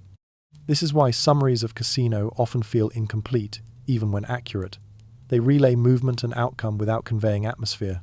They describe what happened, but not how it felt. They close chapters that were never internally resolved. The battle becomes an anomaly not through scale, but through structure. It reveals how storytelling prefers arcs that Cassino does not provide. It asks whether every historical event must submit to narrative closure to be understood. The answer offered here is quiet but firm. Unease is not evidence of failure to interpret. It is evidence of proximity to something unresolved by design. Cassino does not collapse into meaning because it never fully possessed one to begin with. Understanding this reframes expectation. Instead of seeking a final sentence, the audience is invited to accept fragmentation as truthful. Cassino's resistance becomes instructive. It teaches that some histories cannot be honored through summary without sacrifice of honesty. This realization alters the relationship between listener and story. The need for closure loosens. Interpretation becomes presence rather than verdict. Cassino begins to function not as a lesson delivered, but as a condition encountered. By resisting summary, the battle maintains fidelity to lived experience. It allows confusion, exhaustion, and ambiguity to coexist without reconciliation. This makes it uncomfortable, but accurate. As this understanding settles, another tension emerges naturally. If Cassino resists summary, why do people continue trying to impose one anyway? Why does the mind search for endings, even when none fit? The story now turns toward that instinct, not to condemn it, but to examine it.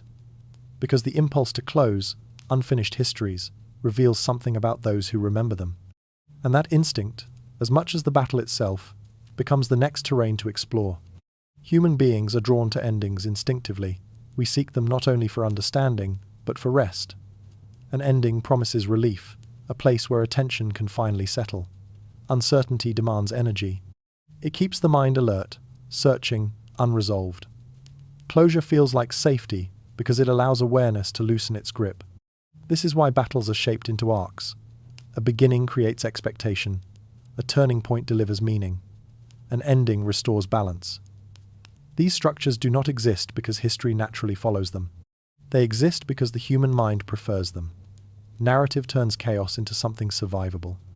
Monte Cassino unsettles this instinct. It does not offer relief proportional to its suffering. The weight endured there does not resolve into clarity afterward. The effort does not convert cleanly into meaning. This imbalance creates discomfort. It leaves the listener searching for something that never arrives. Societies respond to this discomfort quietly. They smooth it. They frame remembrance in ways that stabilize attention. Monuments compress experience into shape. Language simplifies endurance into virtue. Selective emphasis highlights what moves forward and softens what stalls. These gestures are not dishonest. They are protective. Yet beneath that structure, something remains unresolved. No amount of summarizing fully resolves Cassino's tension. The battle resists emotional equilibrium. It leaves a residue that cannot be absorbed by ceremony alone. That residue is where reflection lingers. The desire to finish the story reveals itself here. We want the suffering to lead somewhere definitive. We want the cost to justify itself through outcome. When it does not, the mind keeps searching, attempting to impose coherence anyway.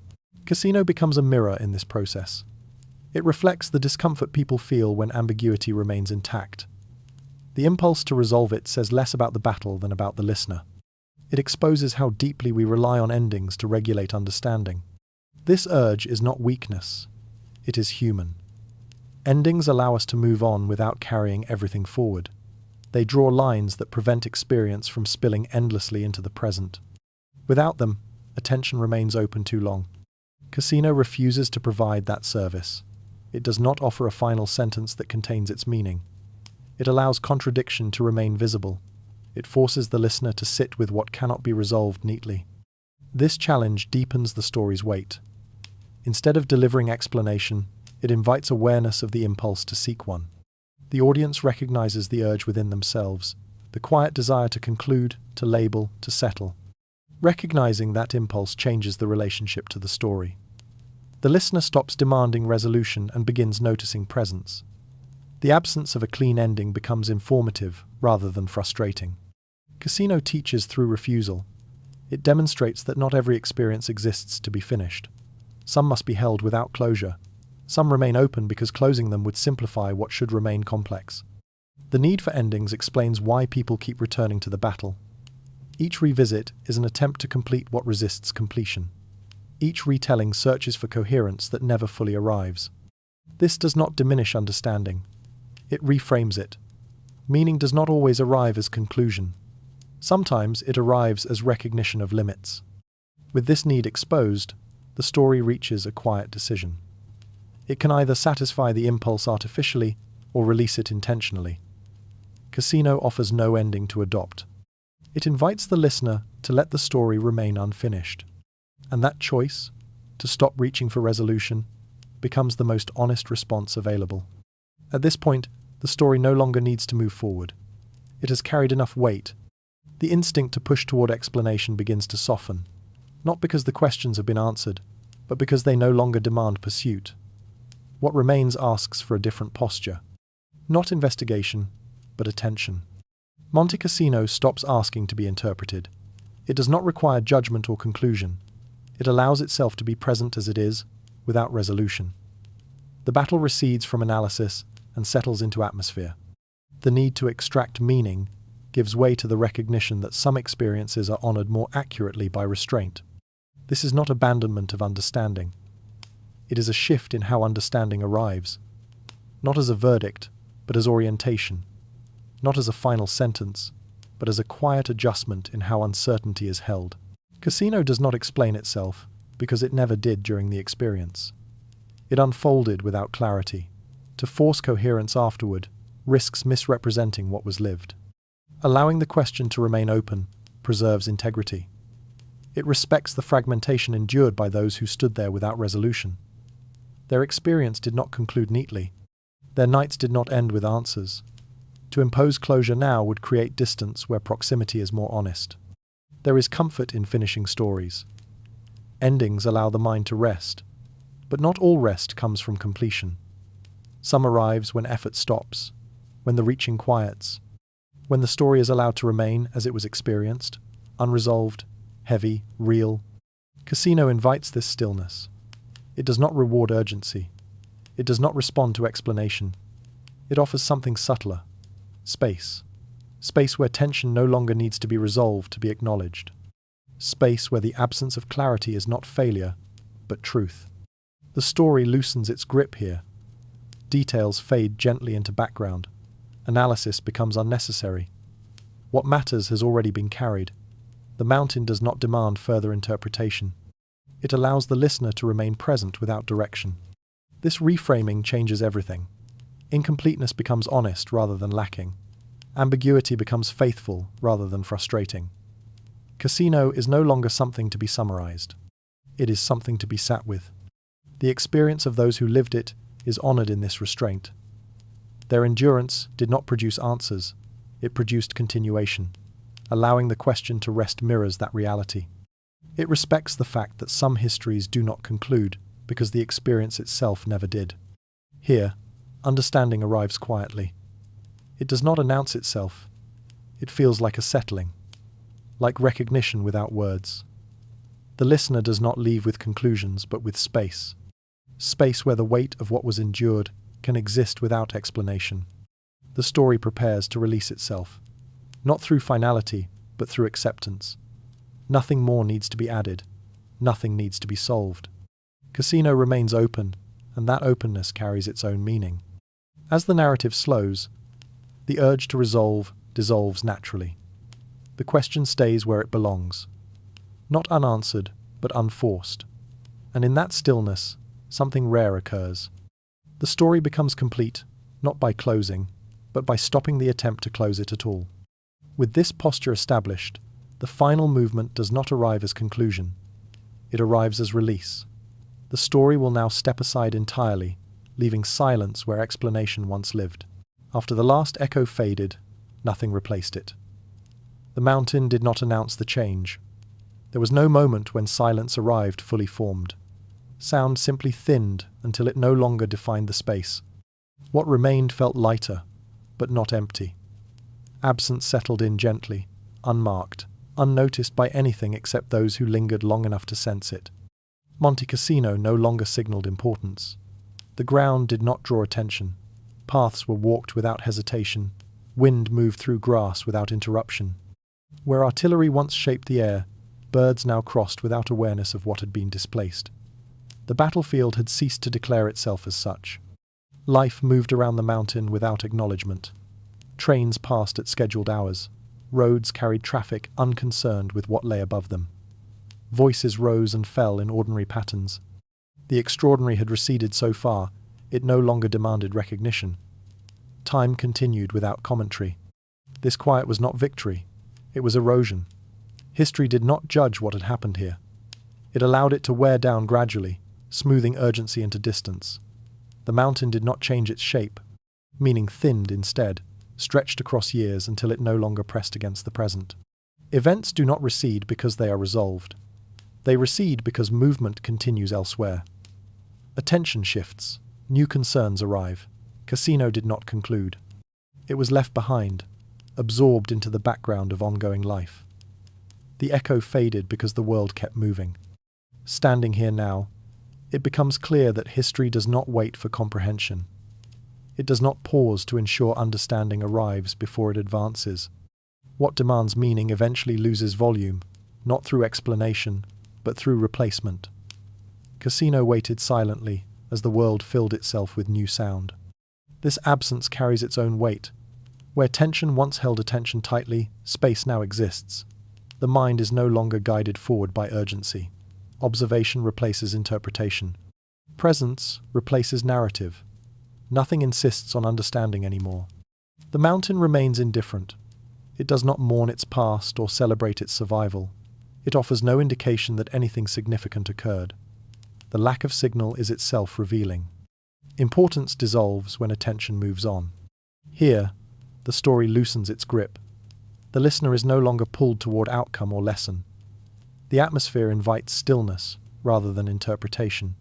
Silence becomes sufficient. After the echo fades, what remains is not explanation, but continuation. Time moves forward, carrying everything equally, without emphasis. The mountain stays, the story quiets. Nothing else is required. This stillness does not feel artificial. It does not attempt to comfort or impress. It simply exists, shaped by years rather than moments. The absence of urgency reveals how completely the present has moved beyond the need to explain what once demanded explanation. The mountain's slopes hold no markers that insist on remembrance. Stone absorbs weather. Paths erode gradually. What once required effort now requires nothing at all. This transformation is not forgiveness. It is distance. Those who arrive without prior knowledge sense nothing unusual. They do not feel the weight that once occupied this space. The land does not transfer memory automatically. It holds it quietly, without demand. Understanding becomes optional. In this way, time erodes meaning without judgment. History does not close chapters. It allows them to thin until they no longer interrupt attention. Cassino did not ask to be left behind. It simply stopped insisting on relevance.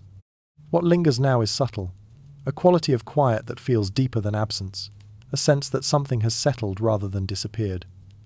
This is not resolution. It is release. The story no longer advances. It observes. The noise that once filled every moment has dissolved into background distance. Nothing remains that needs to be solved. The mountain continues, and with it, time itself. The listener remains here briefly, without purpose, allowing awareness to rest where urgency once lived, until silence itself feels complete, and nothing more follows now. Much of what lasts does so without being noticed. Monte Cassino continues in this way now, not as a symbol, not as a story, but as terrain shaped by weather and time.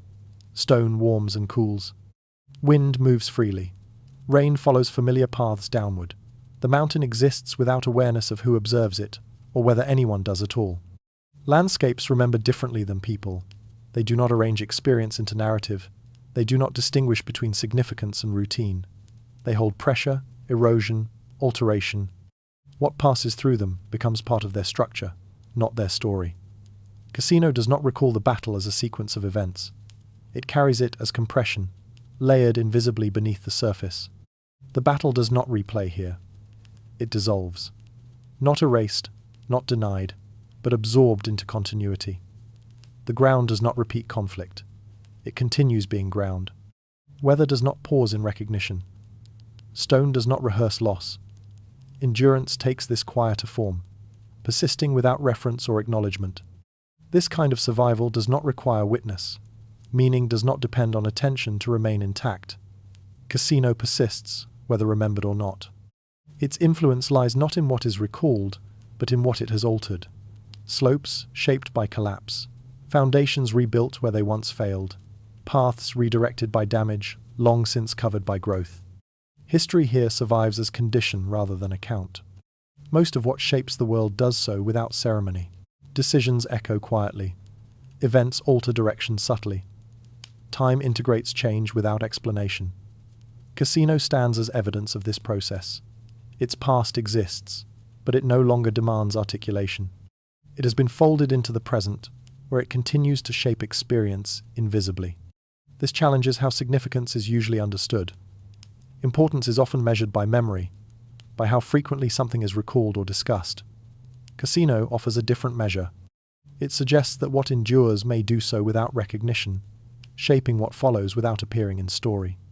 The audience is invited to consider how much history survives this way. How many moments, decisions, struggles continue influencing conditions without being named. How much of the present is built on foundations no longer remembered.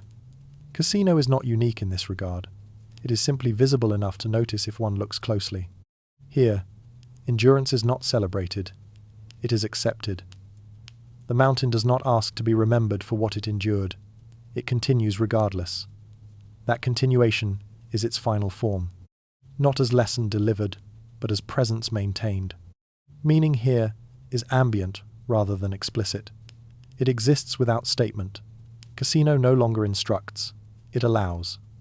Those who arrive without knowledge pass through without interruption. Those who arrive with memory sense something less definable. Neither experience is incorrect. Both coexist. This quiet persistence reframes the story's final insight. Significance does not require ongoing recognition. Events matter even when they are not recalled. Influence does not disappear when attention moves on. It changes form.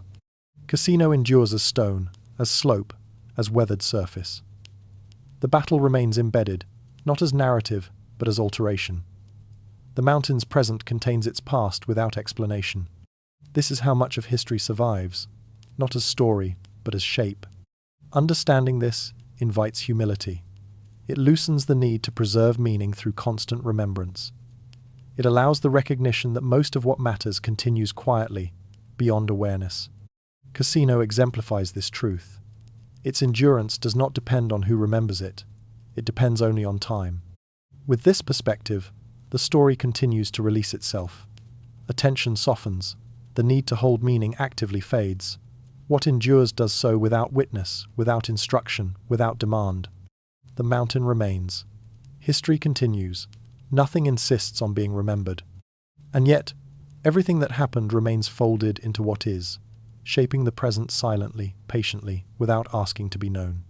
The night nobody slept does not need explanation anymore. It no longer belongs to hours, or darkness, or bodies refusing rest. It has shifted into something quieter, a state rather than a moment. A threshold crossed without ceremony, where awareness replaced comfort and certainty loosened its hold. That night did not end when morning arrived. It changed shape. What began as sleeplessness became attentiveness, stretched beyond purpose. Minds remained open too long. Senses stayed alert without destination. The ordinary boundary between effort and release dissolved. Something was learned there, not deliberately, but through exposure. This is how the night survives. Not as memory replayed, but as orientation carried forward. It becomes the moment when expectation fell away and endurance stopped promising resolution. When staying awake no longer meant vigilance, but presence inside uncertainty without escape. The night nobody slept was not heroic. It did not sharpen will or clarify direction. It revealed limits. It exposed how easily persistence replaces reflection, how effort can continue after usefulness has ended. It showed what happens when patience outlasts its own purpose. What mattered was not what occurred during that night, but what changed afterward. The relationship to certainty softened. The belief that pressure would eventually produce clarity weakened. The assumption that endurance always leads somewhere meaningful loosened quietly. This night did not offer answers. It removed illusions. It did not resolve conflict. It revealed its texture. After it, waiting felt different. Silence felt heavier. Movement felt conditional. The world no longer promised that effort would be rewarded proportionally. The night nobody slept became symbolic because it marked the point where understanding stopped arriving as explanation.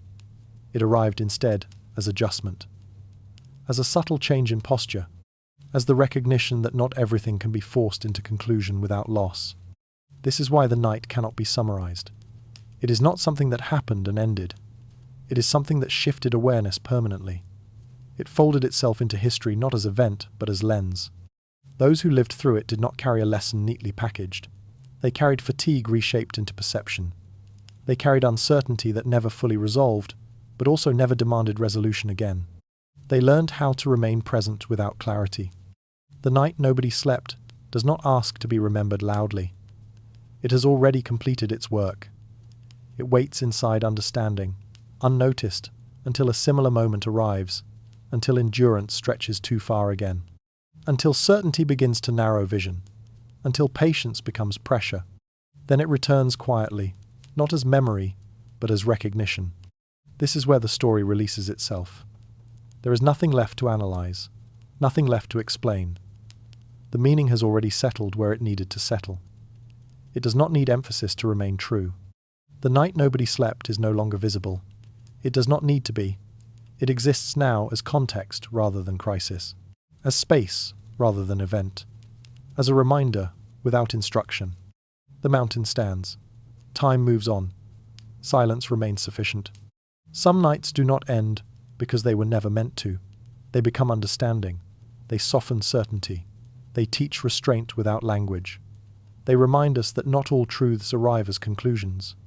And so the story stops reaching. It does not close. It rests. The night is released, not explained, not resolved, allowed to remain exactly as it is. Nothing more follows. Silence remains.